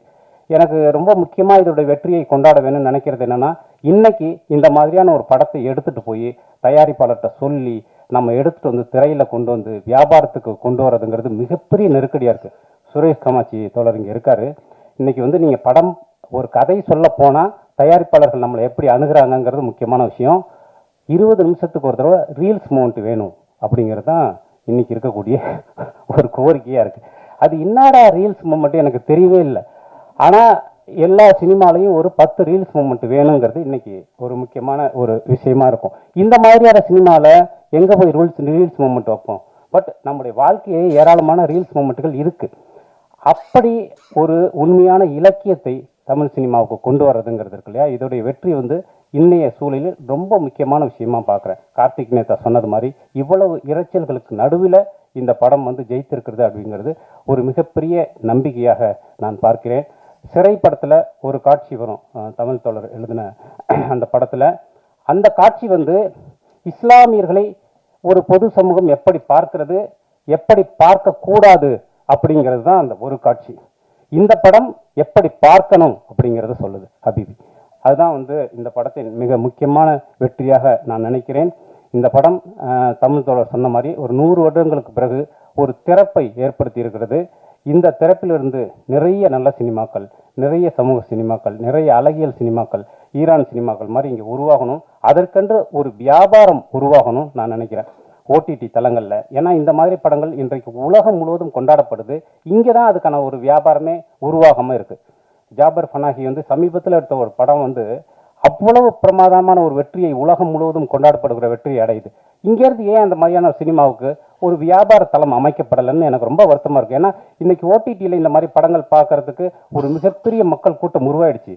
ஆனால் அது ஏன் மெயின் வியாபாரமாக மாற மாட்டேங்குது? மறுபடி நாம் வந்து வன்முறையை தூண்டக்கூடிய, நம்முடைய ஆபாசத்தை தூண்டக்கூடிய அதற்கான வியாபார தளங்களையே நம்ம உருவாக்கிக்கிட்டே இருக்குமே. அது ஏன்னா தொடர்ந்து முதலாளிகள் இதை செய்து கொண்டிருக்கிறார்கள். மக்களுக்கும் முதலாளிகளுக்குமே ஒரு பெரிய கேப் இருக்கு. முதலாளிகள் உருவாக்கக்கூடிய சந்தையில் எந்த பொருள் விற்கிறதோ அதன் பின்னாலேயே நாம் ஓடக்கூடியவர்களாக நம்மை மாற்றி வைத்திருக்கிறார்கள். அதை உடைத்து இந்த மாதிரியான படங்களுக்கு ஒரு மிகப்பெரிய வியாபார தளம் உருவாகணும்னு நான் கேட்டுக்கிறேன். அதையும் இந்த ஹபீபி மாதிரியான படைப்புகள் தொடர்ந்து செய்யும் நினைக்கிறேன். மீரா தோழர், நீங்கள் வெற்றி பெற்று விட்டீர்கள். சாதாரணமான சினிமா வெற்றி அல்ல இது ஒரு வரலாற்று வெற்றி. இந்த படத்தில் ரொம்ப முக்கியமாக பேச வேண்டிய இன்னொரு நபர் வந்து கஸ்தூரி ராஜா சார். ரொம்ப அபாரமான ஒரு நடிப்பு சார். ஏன்னா வந்து இந்த படத்தில் நான் வந்து திருவாரூர் மாவட்டத்தில், என்னுடைய ஊர் வந்து சரிபாதி இஸ்லாமியர்கள் கொண்ட ஒரு ஊர். அதனால் இஸ்லாமியர்களின் வாழ்க்கையை என்னுடைய தோழர்கள் நிறைய பேர் இஸ்லாமியர்கள். அதை நான் தொடர்ந்து பார்த்தேன். அப்படி வந்து ஒரு உண்மையிலேயே ஒரு இஸ்லாமிய தந்தையை பார்த்ததை போலவே இருந்தது. உங்களை பார்க்கும்போது ரொம்ப ஆச்சரியமான ஒரு உருமாற்றம். Thank you sir. அதுவும் இந்த மாதிரியான ஒரு படைப்பில் அவர் சொன்னார் எங்கிட்ட, கஸ்தூரி ராஜா சார் வந்து அவ்வளவு அர்ப்பணிப்போடு வந்து இருந்தார் அப்படின்னு சொல்லிட்டு. உங்களுக்கும் இந்த படத்தில் நடித்த அத்தனை பேருமே அற்புதமான பங்களிப்பை செய்திருந்தீர்கள். அதனால் Meera, love you, thank you so much. இது மாதிரி நிறைய படைப்புகள் கொடுங்க. நன்றி. ராஜ்முருகன் சொன்னது மாதிரி தயாரிப்பாளர்கள் ரீல்ஸுக்காக படம் எடுக்கிறாங்க. நீ எங்க நிலமா சொல்லி சொன்னோம்னா அந்த விழா பேசலாம். நாங்க கேட்கறது இல்லை, ஆடியோ கம்பெனிக்காரங்க வந்து ரீல்ஸ் போடுற மாதிரி பாட்டு கேட்குறாங்க, ஓடிடி போனா அப்படி கேட்குறாங்க. இதெல்லாம் தாண்டி நல்ல படம் கொடுக்கறதுக்காக போராடிட்டு இருக்கோம். அப்படிதான் நேசம் என்டர்டைன்மெண்ட் வந்து இந்த படம் சூஸ் பண்ணியிருக்காரு. ஹபீபை பற்றி பேசுவோம். ஹபீபி வந்து இந்த படம் நான் முதல்ல எனக்கு ரஸ்ல தான் காமிச்சாரு மீரா. நான் ரஸ்ல பார்த்தோன்னே சொன்னேன், மீரா எனக்கு வந்து ஏன்னா ஃபஸ்ட்டு பிரமிப்பாக பார்த்தது நான் கஸ்தூராஜா சார். ஏன்னா அவர் ஒரு இயக்குனராக தெரியும், அவர் நடிகர் அதில் வந்து அவர் ஒரு முஸ்லிமையாக வாழ்ந்திருப்பார். அவர் கைலி கட்டுறதா இருக்கட்டும், அவருடைய நடை உடை, அந்த அந்த அந்த கேரக்டர் கடைசி வரைக்கும் அப்படியே மெயின்டைன் பண்ணியிருப்பார். அவர் ஒரு வந்து ஒரு ஈகோ, ஒரு வரட்டுக்கு உறவு முடிச்ச ஒரு நாள் எங்கள் ஊரில் அந்த மாதிரி வந்து அந்த கேரக்டர் அப்படியே மெயின்டைன் பண்ணியிருப்பார். நான் மீராட்ட சொன்னேன், மீரா வந்து பிரமாதமாக பண்ணியிருக்காரு கஸ்தூராஜா சார், நான் எதிர்பார்க்கவே இல்லைன்னு சொல்லி முதல் இதே வந்து நான் மீராட்ட சொன்னேன். அப்போ மீரா எப்படி இந்த படம் போய் ஆடியன்ஸ் ரிசீவ் பண்ணுவாங்க அப்படின்னு சொல்லும்போது, அப்படிலாம் கிடையாது, கண்டிப்பாக ஏற்றுப்பாங்க. நல்ல படத்தை கொண்டாடுவதற்கு நம்ம மக்களும் சரி பத்திரிகையாளர்களும் தயாராக இருப்பாங்க. நம்ம பொதுவாக வந்து இங்கே ப்ரெஸ்ஸோ போட்டுட்டு வெளியில் நிற்போம், நாங்கள் ப்ரொடியூசர் டேரக்டர்லாம் வெளில நிற்போம், எல்லாரும் கை கொடுத்துட்டு நல்லா இருக்கு சூப்பராக இருக்குன்னு போவாங்க. அதை நம்பிடக்கூடாது. அது இந்த இடத்துல நமக்கு முகஸ்துதிக்காக சொல்லிட்டு போகிறது. அதை தாண்டி ஒரு ½ அன் ஹவர் ஒரு 1 ஹவர் வெயிட் பண்ணோம்னா ட்விட்டரில் ஆட்டோமேட்டிக்காக ரிவ்யூ வரும். அவங்கள அறியாமல் போடுவாங்க, இந்த படம் வந்து சூப்பராக அவங்கள அறியாமலே போடுவாங்க. அதுதான் உண்மையான ரிவ்யூ. அப்படித்தான் இந்த படத்துக்கு நடந்தது. இந்த படத்துக்கு ஹபீபிக்கு வந்து நான் பிரசவம் முடிஞ்ச உடனே நான் அப்படி தான் பார்ப்பேன். இப்போ ஒரு பிரசவம் முடிஞ்ச உடனே இவங்க சொல்கிறதெல்லாம் கேட்க மாட்டேன். இவங்க இங்கே வந்து சொல்லிட்டு போயிடுவாங்க, அதெல்லாம் எனக்கு தெரியும். எல்லா படத்தையும் நல்ல படம்னு சொல்லிட்டு போயிடுவாங்க. அதை தாண்டி ஒரு 1 ஹவர் ½ அன் ஹவர் வெயிட் பண்ணுவேன், யார் என்ன எழுதுறாங்கன்னு பார்ப்பேன். அப்படி சில பேர்களுக்கு ஃபோன் பண்ணி கேட்பேன் எப்படி இருக்கு. நான் அப்படி தான் இந்த படத்தை விசாரிக்கும் போது நான் மீராட்ட சொன்னேன், நல்ல ரிவ்யூ வந்திருக்கு, கண்டிப்பாக வந்து இதை வந்து பிக்கப் ஆகாமல். எனக்கு இந்த படத்தை பொறுத்தளவில் வந்து நிறைய கதாபாத்திரங்கள் வந்து எந்த கதாபாத்திரமே வந்து மேம்படுத்தினதாக இருக்காது, எல்லாமே இயல்பாக இருக்கும். நீங்கள் நடித்த அந்த சாலியா கேரக்டர் நடித்த அவங்க அந்த அதில் நிறைய டிஃப்ரெண்ட் எனக்கு நான் பார்த்தது என்னென்னா, அந்த அவங்க ஃபோனில் பேசுகிறத ரெக்கார்ட் பண்ணி டேப் ரெக்கார்டில் கேட்கும் போது ஒரு எமோஷனல் வச்சுருப்பாப்புல, அதுக்கப்புறம் வீடியோ காலில் பேசும்போது அந்த எமோஷனல் குறையும். அந்த டிஃப்ரென்ஸ் அழகாக காமிச்சிருப்பாப்புல. நீங்கள் எப்போவுமே நம்ம அந்த நாலாம் வெளிநாட்டில் இருக்கும்போது எங்கள் அம்மா கால் பண்ணும்போதெல்லாம் பார்த்தீங்கன்னா 2 வார்த்தை கூட பேச முடியாது, அழுதுருவோம், ஆட்டோமேட்டிக்காக வந்துடும். அந்த மாதிரி அந்த டேப் ரெக்கார்டில் அவங்களுடைய ஃபீலை ஷேர் பண்ணும்போது அது ஒரு மாதிரி ஃபீல் இருக்கும். அதுக்கப்புறம் அவங்க வீடியோ காலில் பேசும்போது டக்குன்னு கட் பண்ணிட்டு போயிடுவாங்க, எப்போ கல்யாணத்துக்கு வரீங்க அப்படின்னு சொல்லிட்டு பேசி கட் பண்ணிட்டு போயிடுவாங்க. அந்த எமோஷனல் ஒரே மாதிரி காமிச்சிருப்பாப்புல. அது மாதிரி அந்த அந்த இன்னொன்று கூட வந்து மீரா வந்து மிகைப்படுத்தாமல் உண்மையாக ஒரு படைப்புக்கு நேர்மையாக சில விஷயங்களையும் பண்ணியிருந்திருப்பாப்புல. அந்த பொண்ணோட உணர்வுகளையும் அழகாக 15 வருஷம் பொறுத்து ஒருத்தர் வர்றாரு அப்படின்னு, அவர் சம்பாதிச்சுட்டு வர்றாரு, சென்ட் போட்டு வர்றாரு, வசதியாக இருக்காரு, ஊரில் வீடு கட்டியிருக்காருலாம் நம்ம பார்ப்போம். ஆனால் 15 வருஷம் அவர் இளமையை தொலைச்சிட்டு தான் வந்திருப்பாரு. அதை அழகாக காமிச்சிருப்பாப்புல மீரா. அந்த கேரக்டர் வந்து இன்னொரு கேரக்டர் மூலமாக அதை ஜஸ்டிஃபிகேஷன் கொடுத்துருப்பார். அந்த ஹீரோ கேரக்டர் ஈசா வந்து இப்படி ஒரு வாழ்க்கை எனக்கு தேவையில்லை, நான் வந்து எங்கள் சித்தி கஷ்டப்பட்டது மாதிரி என்ன கல்யாணம் பண்ணிக்கிற கஷ்டப்படக்கூடாது, அந்த மாதிரி இப்படி எல்லா இடத்துலையுமே நேர்த்தியாக ஒவ்வொரு விஷயமும் அந்த படத்தை பற்றி பேசுகிறதுனா அவ்வளோ பேசலாம். கடைசியில் வந்து குலா பண்ணிட்டு போகிறேன்னு அவங்க சொல்லும்போது அதோடைய எக்ஸ்டென்சிவ் வெர்ஷன் தான் இப்போ வந்திருக்கு அந்த 100 சாமி படம் கூட. இப்படி நல்ல படங்கள் வந்து இன்னைக்கு தமிழ் சினிமாவில் வந்துகிட்டு இருக்கிறது உண்மையாகவே ரொம்ப மகிழ்ச்சியாக இருக்குது. என்னென்னா நம்ம இந்த தமிழ் சினிமா தான் வந்து 5 சிஎம்ஐ கொடுத்த ஒரு மாநிலம் நம்ம மாநிலம், தமிழ் சினிமாவிலேருந்து வந்தவங்கள. அப்போ மக்கள் வந்து நம்ம மேலே அந்த சினிமாவையும் நம்மளையும் எவ்வளோ நேசிக்கிறாங்கன்றத நம்ம புரிஞ்சுக்க வேண்டியிருக்கு. அப்போ இப்போ டைரக்டர்ஸுக்கு வந்து டைரக்டராக இருக்கட்டும், ப்ரொடியூசர் எல்லாருக்குமே வந்து ஒரு ரெஸ்பான்சிபிலிட்டி இருக்குது இந்த சினிமாவில். அப்படி ரெஸ்பான்சிபிலிட்டியாக படம் எடுக்கிறவங்க தான் இப்போ இங்கே கூப்பிட்டுருக்க ராசிமுருகனாக இருக்கட்டும், தமிழ் அவர்களாக இருக்கட்டும், எல்லாருமே சோசியல் ரெஸ்பான்சிபிலிட்டியோட நீங்கள் அப்படி தான் பண்ணணும்னு நினைக்கிறேன். என்னன்னா ஒரு படைப்புக்கு நேர்மையாக இருக்கணும். அப்படி தான் மீராவும் பண்ணியிருக்காரு. அது ஓடுது ஓடலை, நம்மளை நம்புகிற மக்களுக்கு நம்ம நேர்மையாக இருக்கணும். ஒரு நேர்மையான, ஏன்னா கமர்ஷியல் படம் பண்ணுறதுன்றது ரொம்ப ஈஸி. ஒரு 4 ஃபைட் வச்சிடலாம், ஒரு 3 சாங் வச்சிடலாம், ஈஸியாக பண்ணிடலாம். இந்த மாதிரி வாழ்வியலாக ஒரு படம் பண்ணுறதுன்றது ரொம்ப கஷ்டம். ஒவ்வொரு கதாபாத்திரத்துக்கும் ஒரு மேனரேஷன் கொடுத்து பண்ணுறதுன்றது ரொம்ப கஷ்டம். அதுக்கு நானும் தமிழ்லாம் வந்து ராமநாதபுரம் மாவட்டத்தை சேர்ந்தவங்க, நாங்கள் வந்து இஸ்லாமியர்களோட எங்கள் ஊர்லலாம் பார்த்தீங்கன்னா கீழக்கரையிலலாம் பார்த்தீங்கன்னா கல்யாணம் வைப்பாங்க. காலையில் 3 பேர் கல்யாணம் பண்ணுவாங்க, பொண்ணு மாப்பிள்ளை 2மே உள்ளூராக தான் இருக்காங்க. சாயந்தரம் 3 கல்யாணம் இருக்கும். காலையில் அந்த 3 கல்யாணத்துக்கு 5000 பேருக்கு சாப்பாடு போடுவாங்க. சாயந்தரம் 3 கல்யாணம், அது 5000 பேர் டின்னர் போகும். 5000 பேருக்கு அந்த ஊரில் உள்ள எல்லாருக்கும் சோறு போடுவாங்க. அப்படி வந்து அந்த டிசம்பர் பூரா பார்த்தீங்கன்னா யார் வீட்லையும் சமைக்க மாட்டாங்க, அந்த ஊரே சமைக்காது, எல்லாரும் வந்து அப்படி உள்ள ஒரு சமூகத்தை வந்து நம்ம வந்து எப்படி தீவிரவாதிகளாக இது சித்தரிச்சாங்க. ஏன்னா நம்ம எல்லாருமே தமிழர்கள் தான், ஒவ்வொருத்தரும் ஒரு மார்க்கத்தை எடுத்துக்கிட்டோம். இந்த படத்தை கூட நம்ம இஸ்லாமிய படமாக பார்க்க வேண்டியதில்லை. இது ஒரு தமிழ் சமூகத்தில் இன்னொரு மார்க்கத்தை ஏற்றுக்கொண்ட ஒரு இனத்தோட படம் தான் இது. அப்படித்தான் நம்ம பார்க்கணும், தவிர இது இஸ்லாமிய படம் அப்படிலாம் பார்க்க வேண்டியது இல்லைன்னு நினைக்கிறேன். அப்படி வந்து நம்மள்ட்ட அன்பை பரிமாறிக்கொண்ட இஸ்லாமியரில் வந்து தீவிரவாதியை காமிச்சது வந்து நம்ம தமிழ் சினிமா கடந்த 50 வருஷமா செஞ்ச ஒரு பெரிய துரோகம் தான் அது. எல்லாத்துலேயும் வந்து ஒன்று அவங்கள வந்து தீவிரவாதியை கட்டுறோம், இல்லை சாம்பிராணி புகை போடுறோம், இல்லை கறிக்கடை பாய், ஒரு 4-5 ஐடென்டிஃபிகேஷன் வச்சுருப்பான். நீங்கள் வந்து நம்ம பசங்கள்கிட்ட ஸ்கூலில் படிக்கிற நீங்கள் பசங்கள்கிட்ட தீவிரவாதினா எப்படி இருப்பான் அப்படின்னு கேட்டிங்கன்னா ஒரு தாடி வச்சு ஒரு குள்ளா வச்சு வரைஞ்சி காட்டும். அப்படி தான் நம்ம வந்து பொது புத்தியில் கொண்டு போய் வச்சிட்டோம். அதுக்கு மிகப்பெரிய பங்கு வந்து இந்த சினிமாவுக்கு வந்து உண்டு. அவங்க பண்ண வேலை தான் அது. இது தெரிஞ்சு பண்ணாங்களா தெரியாமல் பண்ணாங்களான்னு அந்த துரோகத்தை செஞ்சதுக்காவது இந்த படத்தை, இந்த மாதிரி படங்களை வந்து நம்ம வெற்றி பெற செய்யணும். இத்தனை வருஷமா 50 வருஷம் நம்ம பண்ணது பக்கத்து நம்ம சமீபகாலமாக நம்ம கண்ணுக்கு நேரம் நிகழ்ந்தது. இலங்கையில் வந்து 2009 நடந்த இனப்படுகொலை. ஒரு உரிமைக்காக போராடப்பட்ட ஒரு இனம் ஒரு மதத்தால் வந்து அழிக்கப்படுது. அவங்க பௌத்த மதத்தை எவ்வளவுங்க அன்பை போதித்த புத்தர், ஆசையை துன்பத்துக்கு காரணம் சொன்ன புத்தர் மதத்தை பௌத்த மதத்தை தழுவியவர்களை கொன்னாங்க. யாராவது ஒரு படத்தில் பௌத்தர்கள் வந்து தீவிரவாதிகள் நம்ம காமிச்சிருக்கோமா? எந்த படத்துலையும் நம்ம தமிழ் சினிமா காமிச்சது கிடையாது. ஆனால் இஸ்லாமியர்கள் நம்ம தொடர்ந்து காமிச்சிக்கிட்டு இருக்கோம். இஸ்லாமியர்கள் நம்ம என்ன நினைக்கிறோம்னா எல்லாரும் பாகிஸ்தானில் உள்ள இஸ்லாமியரும் இங்கே உள்ள இல்லை, எல்லாம் கன்வெர்ட் ஆனவங்க, நம்மளிருந்து போனவங்க. ஸோ அதை வந்து அந்த ஒரு பெரிய இதை வந்து உடச்சிருக்காரு மீரான்னு தான் சொல்லணும். அதுக்கு மீராவுக்கு வந்து ஒட்டுமொத்த சமூகமே வந்து நன்றி கடன் பட்டிருக்கு. நிறைய விமர்சனங்களையும் நான் பார்த்துருக்கேன். அதில் வந்து அது சரியில்லை இது சரியில்லை அதெல்லாம் ஒன்றும் கிடையாது. நீங்கள் ஆறாம்ன்றதை விட்டு வெளியே வாங்க, படம் பார்ப்பது ஆறாம்ன்றதை விட்டு வெளியே வாங்க. நீங்கள் எதோ ஒதுக்கி வச்சிங்களோ அதான் அடுத்த ஆயுதமாக பயன்படுத்தி உங்களுக்கு குற்ற சமூகமாக கொண்டு வந்து நிப்பாட்டிட்டான். நீங்கள் என்ன எதை நீங்கள் வேணான்னு சொல்லி ஒதுக்கி வச்சிங்களோ அதே ஆயுதமாக பயன்படுத்திட்டா, அவ்வளோதான். நம்ம ஒரு நாட்டில் வசிக்கிறோம்னா நம்ம அந்த நாட்டோட இறையாண்மைக்கு கட்டுப்பட்டு போகலாம். அது அந்த நாட்டோட நம்ம அதெல்லாம் தாண்டி நம்மளை வந்து தொடர்ந்து வந்து ஒரு குற்றவாளி இவங்க வந்து இவங்க தான் தீவிரா நம்ம இஸ்லாமியா இருந்து பார்க்கும்போது அந்த வழி தெரியும். நான் வந்து ஒரு நண்பரோட ஒரு படம் பார்க்க போகிறேன், படம் பேரை சொல்ல விரும்பலை. அவர் என் கூட வந்து படம் பிரிவு பார்த்துக்கிட்டு இருக்கேன், பாதையில் வந்து ஜாயின் பண்ணுறாரு. ஜாயின் பண்ணி பார்க்க அந்த படத்துலையும் இஸ்லாமியர்கள் பேராக அப்படி தீவிரவாதி லிஸ்ட்டு வாசி பார்க்க போகிறோம். சமீபத்தில் ஒரு 1 year பேக் அவரை டக்குன்னு நினைச்சு போயிட்டார், இன்னும் திருந்தலையா அப்படின்னு நினைச்சு போயிட்டார். அப்போ என்னன்னா அவங்க இஸ்லாமியர் வந்து அந்த படத்தை பார்க்கும்போது தொடர்ந்து நம்மளை எப்படியே தீவிரவாதிகளை காமிச்சிக்கிட்டு இருக்காங்களா, அது இஸ்லாமியராக இருந்து பார்க்கும்போது தான் அந்த வழி தெரியும்.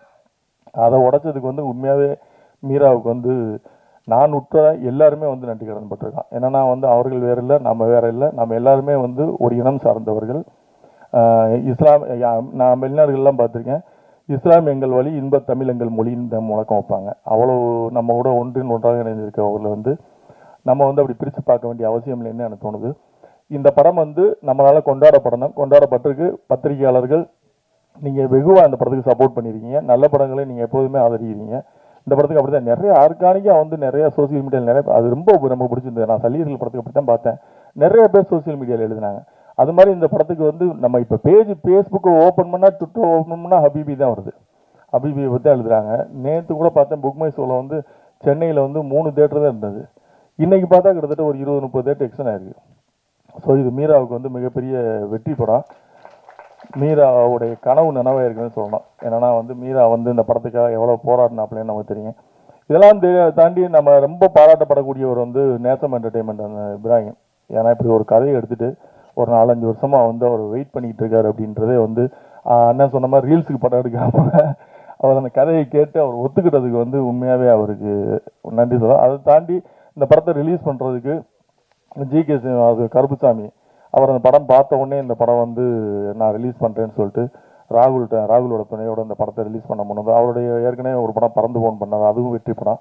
அவருக்கு இந்த படமும் அவருடைய கம்பெனிலேருந்து இதுவும் அவருக்கு ஒரு வெற்றி படமாக அமைஞ்சிருக்கு. அவருக்கும் என்னுடைய வாழ்த்துக்கள். நடித்த அத்தனை பேருக்கும் என்னுடைய வாழ்த்துக்கள். ஈசா உனக்கு ஸ்பெஷல் தேங்க்ஸ்ரா. உடம்பை ஏற்றி இறக்கியிருக்க, ரொம்ப கஷ்டம், ஏற்றுறது ரொம்ப கஷ்டம், இறக்குறது ரொம்ப கஷ்டம். பரவாயில்ல, அந்த படத்துக்காக அர்ப்பணிச்சிருக்க, உனக்கு நல்ல லைஃப் கொடுத்துருக்காரு மீரா, அதை பயன்படுத்திங்க. மாளவியா மனோஜுக்கும் வாழ்த்துக்கள். அனைவருக்கும் நன்றி. Respected director sir, each producers, my co-artists, assistants, associates, makeup artists. Sir, this is the time to remember everyone together. எல்லார்கிட்டையும் கால் பண்ணி தேங்க்ஸ் சொல்ல முடியாதுல்ல. So Kasuraja sir, each one, like I'm so happy to see everyone together because shoot அன்னைக்கு பார்த்தப்போ only few artists கூட தான் எனக்கு combinations இருந்துச்சு. but the true magic, I saw it on the screen. Thank you, sir, for that. And எனக்கு இப்போ when I came and sat, எனக்கு ஞாபகம் வந்து first day when I was speaking to Meera sir, and then the next shot is like sitting here for the success meet, which is really blessing from the God. Thank you so much. நான் யாருக்கு நன்றி சொல்லணும்னா, இப்போ இங்கே உட்காந்ததுக்கப்புறம் ஒரு 4 phone call வந்தது. பொதுவாக எனக்கு வராது, அதனால் தைரியமாக ஃபோனை வச்சுப்பேன். 3 ஃபோன் காலை எடுத்து கட் பண்ணிட்டேன். 4வது ஃபோன் காலை எடுத்தேன், எனக்கு பயமாயிருச்சு. அதை கட் பண்ண முடியல, தைரியம் இல்லை. அது பார்த்தா விஜயலட்சுமியோட கால். சரி, வேறு வழி இல்லைன்ட்டுமா ஸ்டேஜில் இருக்கேன். ஸ்டேஜில் இருந்தால் அவ்வளோதான். அவங்களுக்கு தான் நான் முதல் நன்றி சொல்லணும்னு நினைக்கிறேன். ஏன்னா மீரா இல்லை, இது முதல் நன்றின்னு சொல்ல முடியாது, அவங்களுக்கும் நன்றி சொல்லணும். முதல் நன்றி நிறைய பேருக்கு சொல்ல வேண்டியது இருக்குது. நானும் விஜயலட்சுமியும் இணை பிரியாத தம்பதிகள், ஈருடல் ஓர் உயிர் மாதிரி. மீரா கதிரவன் கிட்டத்தட்ட ஒரு 8 நாள்னு கூப்பிட்டாருங்க. அதனால் ஏமாந்து ஒத்துக்கிட்டேன். அதுக்கப்புறம் அது 12 நாள் ஆச்சு, 16 நாள் ஆச்சு, 20, 25, 40 நாள் ஆச்சு. அந்த 40 நாள் ஒரு 3 வருஷமாக எடுத்தார். அது வந்து அந்த சமயங்கள் எல்லாம் துணை பிரிந்து தனியாக அந்த வீட்டில் இருந்துக்கிட்டு எனக்கு சுதந்திரம் கொடுத்த என் விஜயலட்சுமிக்கு தான் முதல் நன்றி.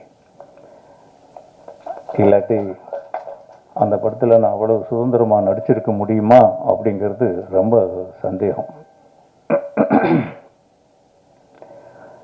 இதுக்கப்புறம் நான் நன்றின்னு சொல்லணும்னா, இன்னொரு குரூப் இருக்காங்க. கொஞ்சம் வா தம்பி, நீ 4 பேரும் வா, கம்மி நீ வா. இன்னொருத்தர் யாருப்பா? போயிடுச்சா? அது போயிடுச்சா? சரி சரி, இல்லை போயிருக்கும்னு நினைக்கிறேன். வெயிட் பண்ணுறா. போயிடுச்சா? ரொம்ப நேரம் ஆச்சு சொல்லிட்டு போய். ஓஹோ, ഇവിടെ വരൂ.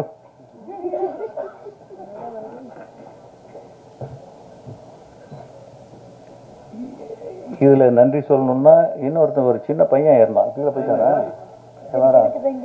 இவங்களுக்கு தாங்க நான் நன்றி சொல்லணும். ஏன்னா இந்த படம் ஒரு ரன்னிங் ரேஸ். இவங்கெல்லாம் எவ்வளவோ எனர்ஜியை தேக்கி வச்சுக்கிட்டு முதல் படம்ங்கிறதுனால ஒரு ஆவேசமாக வந்திருக்காங்க. நான் சினிமாவில் ஓடி உங்கள் எல்லாரையுமே தெரியும், நான் எல்லாருக்குமே பரிச்சயமானவன் தான். ஓடி டயர்டாகி களைச்சி அந்த நேரத்தில் அவர் என்னையை தட்டி எழுப்பி கூட்டிகிட்டு வந்து நடிங்கன்னு சொல்லி இவங்ககிட்ட கொண்டு வந்து விட்டுட்டார். எல்லாருக்குமே ஒரு கனமான கதாபாத்திரம், அவங்களுக்கு ஒரு தனி முத்திரை இருக்கு. அதை அவங்க அவ்வளவு நல்லா பண்ணுறாங்க. இந்த ரன்னிங் ரேஸில் இவங்கெல்லாம் கொஞ்சம் மனசு வைக்கலன்னா என்னால் ஓடி ஜெயிச்சிருக்க முடியாது. பாவம், ஒரு சீனியர் டைரக்டர் ஜெயிச்சுட்டு போகட்டும் அப்படின்னு என்னை கொஞ்சம் விட்டுட்டாங்க. யாரை குறை சொல்ல முடியும்? அந்த பொண்ணு கேசட்லேயே பேசி பேர் வாங்கிட்டு போயிடுச்சு. இவன் ஷார்ட்லேயே நடிக்க விட மாட்டான், அவ்வளவு தொந்தரவு. அவர் 2 வேஷம் போட்ட மாதிரி நடிச்சிருக்காரு. அந்த பொண்ணு ஜூனியர் எம்ஜிஆர் மாதிரி நடிக்கிறது. அது நடைய பார்த்தீங்களா படத்தில்? அதனுடைய ஆட்டிடியூடு பார்த்தீங்களா? க்ளோஸ் பண்ணணும். இந்த பொண்ணு சொல்லவே தேவையில்லை, கண்ணாலேயே பேச்சே கிடையாது. ஆனால் படத்திலேயே அதிகமாக பேசினது இந்த பொண்ணு தான். பேசி ஒரே வார்த்தை, நம்ம பேச இவ்வளவு நாள் ஆயிடுச்சுல்ல, அது என்ன குலா வாங்கிட்டான் சொல்லி இவங்ககிட்ட இருந்தெல்லாம் தப்பிச்சு இன்னைக்கு யூசுப் பாய்னு என்ன சொல்ல வச்சிருக்காங்கன்னா இவங்களுக்கு தான் நான் அடுத்து நன்றி சொல்லணும். உட்காருங்க ப்ளீஸ். சாரி. ஓகேம்மா, தேங்க்யூ. இதுக்கப்புறம் சமீபத்தில் எங்கள் வீட்டில் ஒரு நிகழ்வு நடந்தது. ஒட்டுமொத்த குடும்பத்தோடு சேர்ந்து ஹபீபி படம் பார்த்தோம். நான், என் மனைவி செல்வராகவன், தனுஷ், என் 2 மகள்கள், பேரன் பேத்திகள் எல்லாம் மொத்த குடும்பம் அட்டண்டன்ஸு. தனுஷோட வீட்டில் பார்த்தோம். அதில் ஒரு சம்பவம் நடந்துச்சு. என் வீட்டில் 2 பெண்கள், ஒரு பெண் டாக்டர் விமலா கீதான்னு ஒரு பொண்ணு, புலி மாதிரி, சிங்கம், புலி கூட கிடையாது, சிங்கம். எங்கள் வீட்டிலேயே எல்லாருமே அந்த பொண்ணுக்கு பயப்படுவாங்க. அப்படி ஒரு டேரிங்கான ஒரு பொண்ணு. படம் பார்த்துக்கிட்டு வரும்போது ஒரே சைலண்ட்டு. அந்த என்னுடைய இறுதி காட்சி வர்றதுக்கு முன்னாடி டக்குன்னு எழுந்து வெளியில் ஓடிடுச்சு. நான் என் ஒய்ஃப் முன்னாடி அந்த சீன் வரும்போது சொல்லுங்க, நான் பார்க்க மாட்டேன்னு சொல்லிட்டாங்க. அவங்க ஒரு பெக்குலியரான ஆள். தனுஷை யாராவது அடித்தா கூட அவங்க அந்த படத்தை பார்க்க மாட்டாங்க. அப்புறம் வெளியில் போனால் அந்த பொண்ணு ஒரு அரை மணி நேரம் அழுகுது.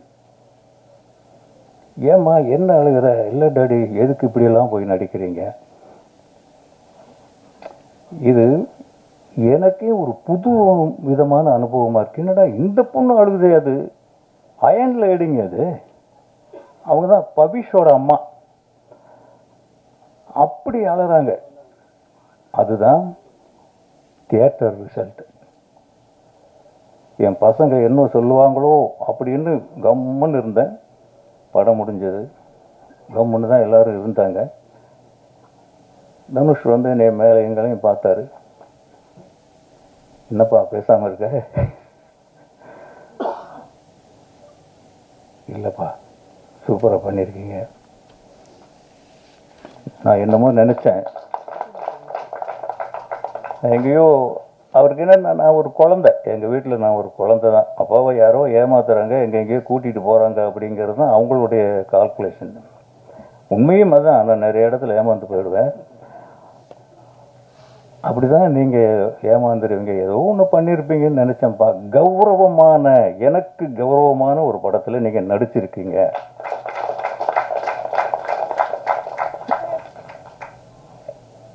இந்த பேரை எனக்கு வாங்கி கொடுத்த மீரா கதிரவன் சாருக்கு நன்றி. அவர் அது மட்டும் செய்யலை, எனக்கு பல முறை பிறப்புகள் நிகழ்ந்திருக்கு. ஒரு மனுஷனுக்கு ஒரு தடவை தான் வரும். எங்கள் அம்மா வயிற்றிலிருந்து பிறந்தது முதல் தடவை. சினிமாவில் நான் ஒரு மனுஷனாக மாறினது, ஒரு கலைஞனாக என்னை மாற்றினது இயக்குனர் விசு சார். அங்கே 2வது முறை. ராஜ்கிரண் என்னை இயக்குனராக்கினார். அது 3வது முறை. இந்த 3 பயணங்களுமே பார்த்தீங்கன்னா மிக நீண்ட பயணம். என் ஆயுளை கெட்டியாக்கிய பயணங்கள். இதுக்கப்புறம் ஓகே, நல்ல படங்கள் கொஞ்சம் பண்ணிட்டோம். எனக்கு திருப்தியான படங்கள், நல்ல படங்கள் சில பண்ணிட்டோம். பிள்ளைங்களெல்லாம் செட்டில் பண்ணிட்டோம். அப்படின்னு நிம்மதியாக ஏதோ புக்கு எழுதிட்டு இருந்தேன். அப்போ மீரா கதிரவன் என்னை நடிக்க கூப்பிடுறாரு. முதல்ல ஒத்துக்கலை, அப்புறம் ஒத்துக்கிட்டேன், அப்புறம் போனேன். ரொம்ப கௌரவமாக நடத்தினார். இந்த படம் ஹபீபி, யூசுப் எனக்கு இன்னொரு பிறவி. இதை வச்சு இன்னும் எவ்வளவு நாள் போகும்? யாரும் என்னைய கூப்பிடுறாங்க, கூப்பிடலை, நடிக்க சொல்கிறாங்க, சொல்லலை.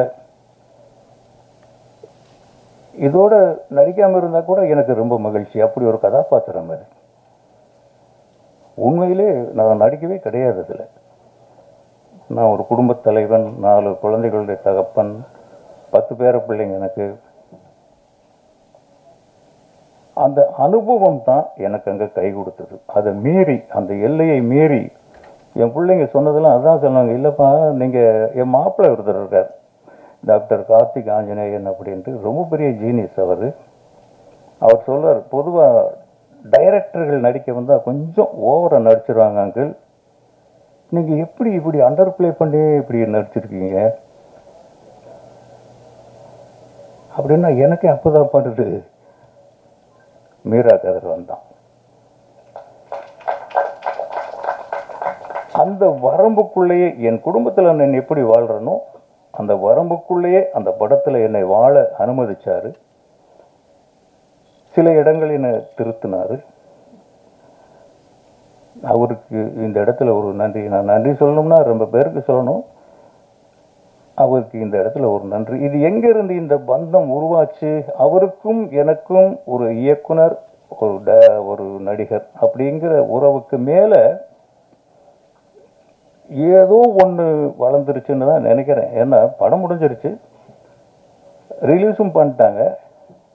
அந்த ரிலீஸ் பண்ண நாளிலிருந்து இந்த நிமிஷம் வரைக்கும் அவர் பின்னாலே தான் சுற்றுறேன் நான்.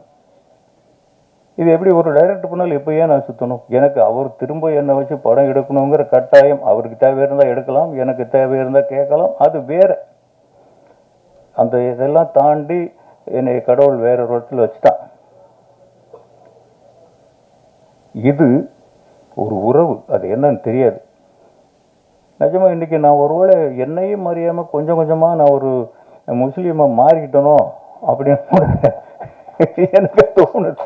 யாராவது கஸ்தூரி ராஜான்னு சொன்னதாங்க பாய், இப்போ போன் வரும்போது பாய் குடியாத்தத்துல இருந்து ஒரு பையன் பேசுறான், யாருன்னு முதல்ல தெரியல, பாய்னா யாருப்பா நீ? இல்ல பாய் உங்க படம் பார்த்தேன். சரிப்பா நீ யாரு? இல்ல பாய் சூப்பரா நடிச்சிருக்கீங்க பாய்.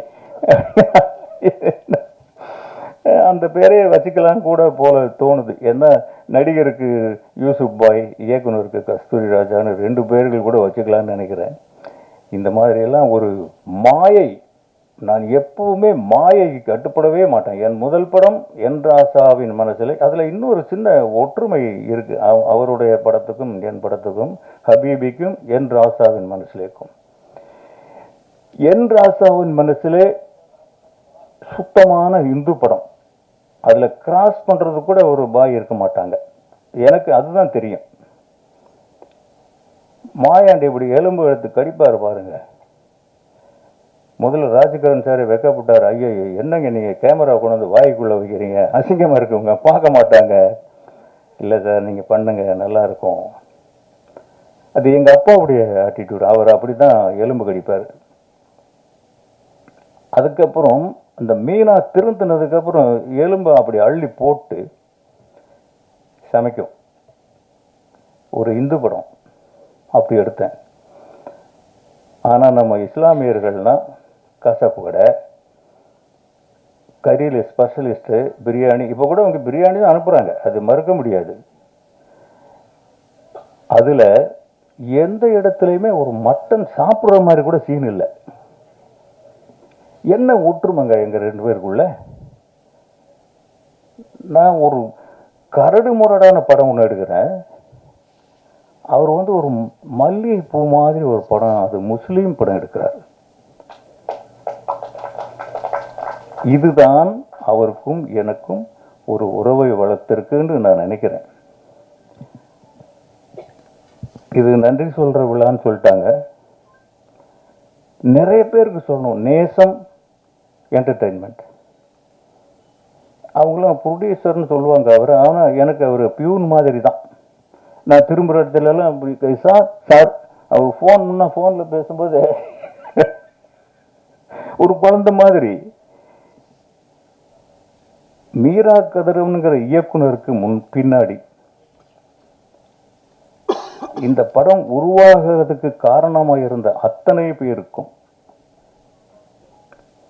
இந்த படம் வெளியாவதற்கு காரணமாக இருந்த கருப்புசாமிங்கிற ஒரு பேரு தெரியுது, ஷாகுல் ஒரு பேரு தெரியுது, ராகுல் அவர் பேர் தெரியுது, எவ்வளவோ பேர் சம்மந்தப்படுறாங்க எனக்கு அது தெரியல. இருந்தாலும் தெரியாவிட்டாலும் அவங்களுக்கும் என் மனமார்ந்த நன்றியை தெரிவித்துக் கொள்கிறேன்.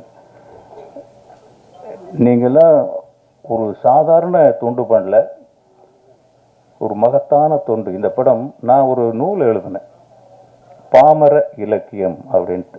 சும்மா பொழுதுபோகாமல் எழுத ஆரம்பித்தேன். அப்புறம் என்னென்னா அது பெரிய ஹிட் ஆகி நூலகங்களுக்கெல்லாம் நிறைய வாங்கினாங்க. ஒரு புத்தகம், ஒரு நூல் நூலகங்களுக்கு வாங்கும்போது அது முழுமை பெறுது. சாகித்ய அகாடமிக்கெல்லாம் அனுப்புனேன், ஆனால் விருது வரல. அது மாதிரி நூலகங்களில் பாதுகாக்கப்பட வேண்டிய படம் ஹபீபி. விருதுகள் வாங்கி குவிக்க போற படம் ஹபீபி. இன்னைக்கு அது ஒரு வெற்றி படமாக இருக்கு. ஆனால் முதல்ல நான் ஒரு மன்னிப்பு கேட்கணும். இந்த படத்தில் போய் இறங்கின நாள்லேருந்து, ஷூட்டிங்கில் இறங்கின நாள்லேருந்து படத்தை ரிலீஸுக்கு முதல் நாள் தான் பார்த்தேன். எனக்கு பயம் படம் பார்க்கறதுக்கு. நம்ம என்ன நடிச்சிருக்க போகிறோம், பாவம் அந்த டைரக்டரோட தலையெழுத்து அவ்வளோதான் அப்படின்னு நினச்சி பயந்துக்கிட்டு பார்க்காமே இருந்துட்டேன். அப்புறம் சரி இந்த மாதிரி மேடைகளெல்லாம் பேச வேண்டியது வருமே, தெரியாமல் எப்படி பேசுறதுன்னு ஒரு நாள் பார்த்தேன். பார்த்த உடனே தான் தெரியுது, என்னடா பண்ணியிருக்கான் அந்த ஆள் அப்படின்னு. அந்த படத்தினுடைய அந்த ஒரு முழுமையை அவரை சிந்திக்க விட்டாங்க பார்த்தீங்களா. அத்தனை பேருக்கும் நான் நன்றி கடனே பட்டிருக்கிறேன். நான் எந்த இடத்துல வேணாலும் அவங்களுக்கு நான் மரியாதை செய்வேன். ஒரு நூலகங்களிலோ அவார்டுகளிலோ நம்ம சந்திக்க போகிற படம் நிஜமாகவே அவர் மீராக்கதனுடைய பட்ட காயங்கள், அவர் ஷர்ட்டு ட்ரெஸ்ஸை கழட்டிட்டு பார்த்தா உடம்பெல்லாம் காயங்கள் இருக்கும். மனசில் இருக்கிற காயம் யாருக்கும் தெரிய போகிறதில்ல. அந்த புளியம் விளையாடல அந்த பையனை அடிப்பாங்கள்ல, அந்த மாதிரி முதுகெல்லாம் உடம்பெல்லாம் காயமாக தான் அவருக்கு இருக்கும். அவ்வளோ அடிகள் வாங்கினார். அவர் என்ன செய்கிறார், ஏது செய்கிறார், இந்த தயாரிப்பாளர்கள் எந்த தொந்தரவும் கொடுத்ததா எனக்கு தெரியல. தெரியாமல் கொடுத்துருந்தா அது அவரே மனசுக்குள்ளே வச்சுக்கிறது தான் நல்லது, இனிமேல் சொல்லக்கூடாது. அவருடைய அந்த வழிகள் இருக்கு இல்லையா, போராட்டம் கணக்கே இல்லைங்க. ஒரு 4 புத்தகம் எழுதலாம், அவ்வளவு போராட்டம் இந்த படத்தில். இன்னைக்கு அத்தனைக்கும் ஒரே மருந்து, வெற்றி. அவர் ஜெயிச்சிட்டார். யூடியூப்பை தட்டினா இப்படி ஒரு படம் தான் வருது, அதுக்கே அவர் ஒரு தனியாக ஒரு போராட்டம் நடத்தியிருக்காரு. என்ன நாங்கள் செஞ்ச ஒரே ஒரு நன்றி கடன் என்ன, அவர் எங்கே கூப்பிட்டாலும் வாய் பேசாமல் வரேன் சார், வர்றேன் சார், வர்றேன் சார், வந்துக்கிட்டே இருக்கேன் இன்னைக்கு வரைக்கும். இனியும் வந்துட்டு தான் இருப்பேன்னு நினைக்கிறேன். இன்னொரு படம் கொடுக்காமல போயிடுவார் அவர். மீடியாக்கள் ஆக்சுவலாக முதல்ல உங்களுக்கு தான் சொல்லியிருக்கணும். ஒரு டைரக்டர் கெரியரோட ஒரு பொறுப்பான தகப்பன், நல்ல பிள்ளைகளை வளர்த்த ஒரு தகப்பன்கிறதோட நான் நிம்மதியாக உட்கார போகிற நேரத்தில் அவர் ஒரு படம் எடுத்தார். கஸ்தூரி ராஜாங்கிற பேர் கொஞ்சம் கொஞ்சம் தேய்மானத்தில் இருந்தது. அதை மறுபடியும் புதுப்பிச்சு புது பொலிவோடு என்னை வெளியில் கொண்டு வந்தீங்க பாருங்கள். பத்திரிகை நண்பர்களே, ஊடக நண்பர்களே, உங்களுக்கெல்லாம் பெரிய நன்றி. உங்களுக்கு தான் ரொம்ப பெரிய நன்றி.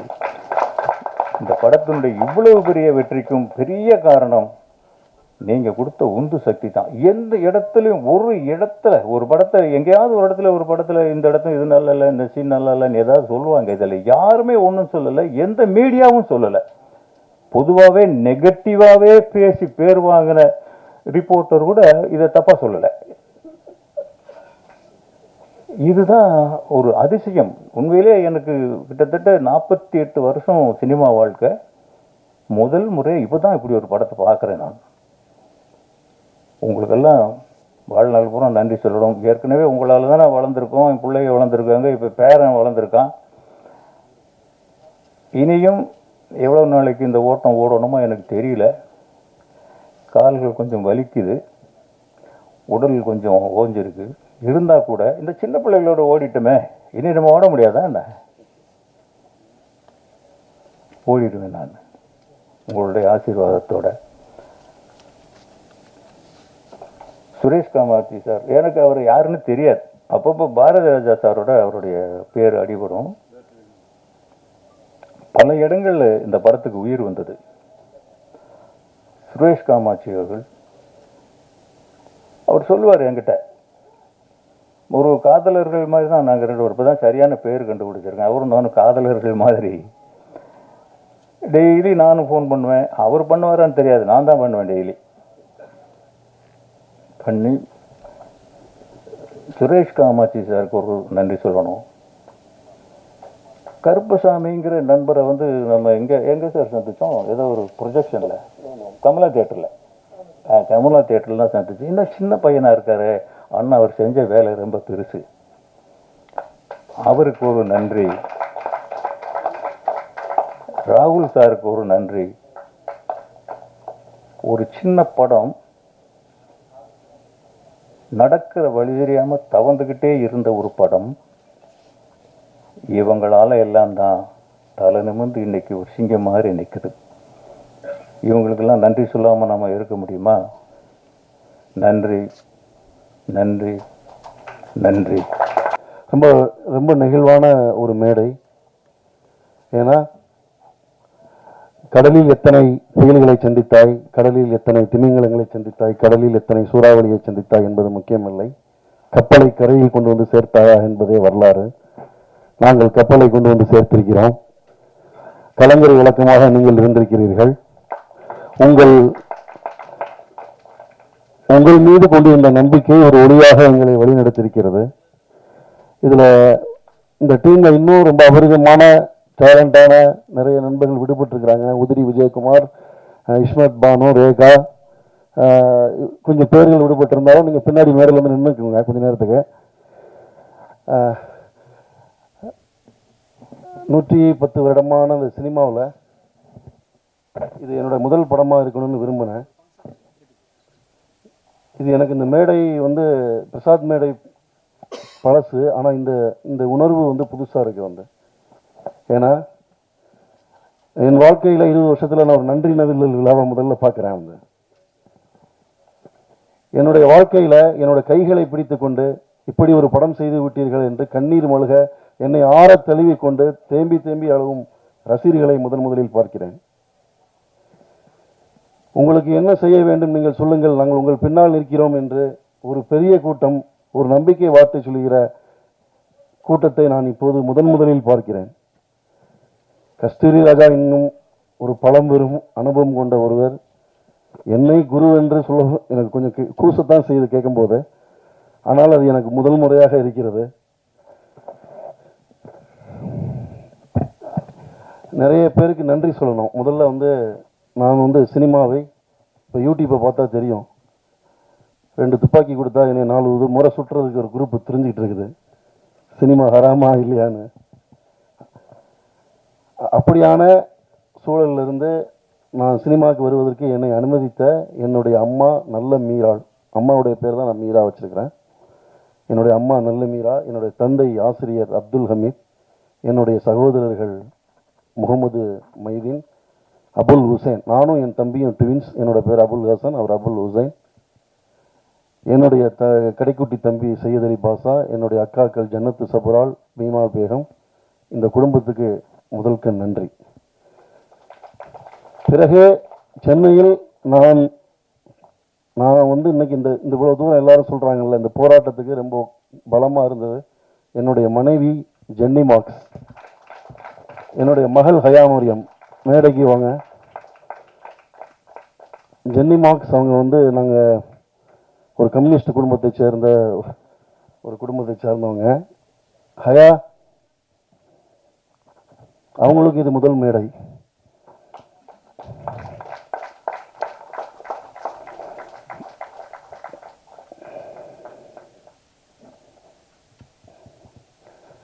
அவங்க வந்து எம்பிஏ ஸ்டூடெண்ட், லைலோ காலேஜில் படித்தாங்க. ஃபிலிம் இன்ஸ்டியூட் டைரக்டர் அறிவிலகனோட அசிஸ்டன்ட் டைரக்டர்.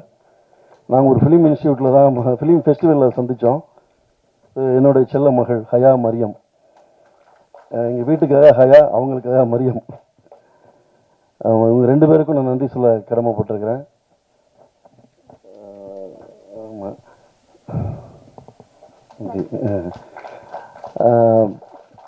பிறகு இந்த பொண்ணை நடிக்க சொன்ன நடிக்க மாட்டேன்ட்டாங்க. இந்த படத்தில் கடைசி அவரை ஹயா மரியம்ங்கிற பேர் இவங்க பேர் தான். அவங்க சொன்னாங்க என்கிட்ட, எப்படி என்னோட பர்மிஷன் இல்லாமல் நீங்கள் பேரை வைக்கலான்னு. சாரி. ஓகே. இந்த படம் ஒரு வகையில் ஆசீர்வதிக்கப்பட்ட படம். எல்லாரும் சொன்னாங்க கஷ்டப்பட்டேன் போராடினேன் அப்படின்னு. நான் சினிமாவில் எனக்கு எல்லா காலகட்டத்திலுமே என்னை வந்து நான் முட்டு சந்தில் நிற்கும் போது என்னை ஏதாவது கை வந்து தூக்கிடும். அப்படி தூக்கினவர் தான் யுகபாரதி. யுகபாரதி வந்து இன்னைக்கு சினிமாவில் மீரா கதிரவன் அப்படிங்கிற அடையாளம் இருக்குன்னா அதில் அதுக்கு வந்து ஆரம்ப கால அடித்தளம் விட்டது யுகபாரதி. யுகபாரதி வந்து அவங்க அம்மா ஆக்கி போட்ட சோத்தில் எத்தனையோ நாட்கள் நாங்கள் பசியாறி இருக்கிறோம். அவங்க அப்பா வந்து கம்யூனிஸ்ட். அவர் அப்படி தான் ராஜமுருகன், அவங்க அண்ணன் சரவணன், குரு, அங்கேருந்து நிறைய நண்பர்கள் உருவானாங்க. இப்போ இந்த படத்தில் கூட வந்து யுகபாரதி வந்து ரொம்ப ஸ்பெஷலாக வந்து எப்படியுமே ஒரு அம்மா வந்து தன் பிள்ளைக்கு செல்லமான பிள்ளைக்கு 2 துண்டு கறி துண்டு எக்ஸ்ட்ரா வைப்பாங்கள்ல ஒளிஞ்சிருந்து, அது மாதிரி ரொம்ப ஸ்பெஷலான பாடல் எனக்கு எழுதி கொடுத்தாரு யுகபாரதிக்கு. அப்புறம் மேடையில் இருக்கக்கூடிய எல்லா நடிகர்களுக்கும் தனித்தனியாக பேர் சொல்ல நேரம் இல்லை, யாரும் கோச்சிக்காதீங்க. ரேகா, இஸ்மத், தனுஸ்ரீ, ஈஷா, அனு, எல்லாருக்குமே, Karthik Mehta, editor, Appunni Sajan, Rizwana costume designer, இந்த படத்துடைய காஸ்டியூம் எல்லாருமே பாராட்டினாங்க. அவங்க தான் மலர்,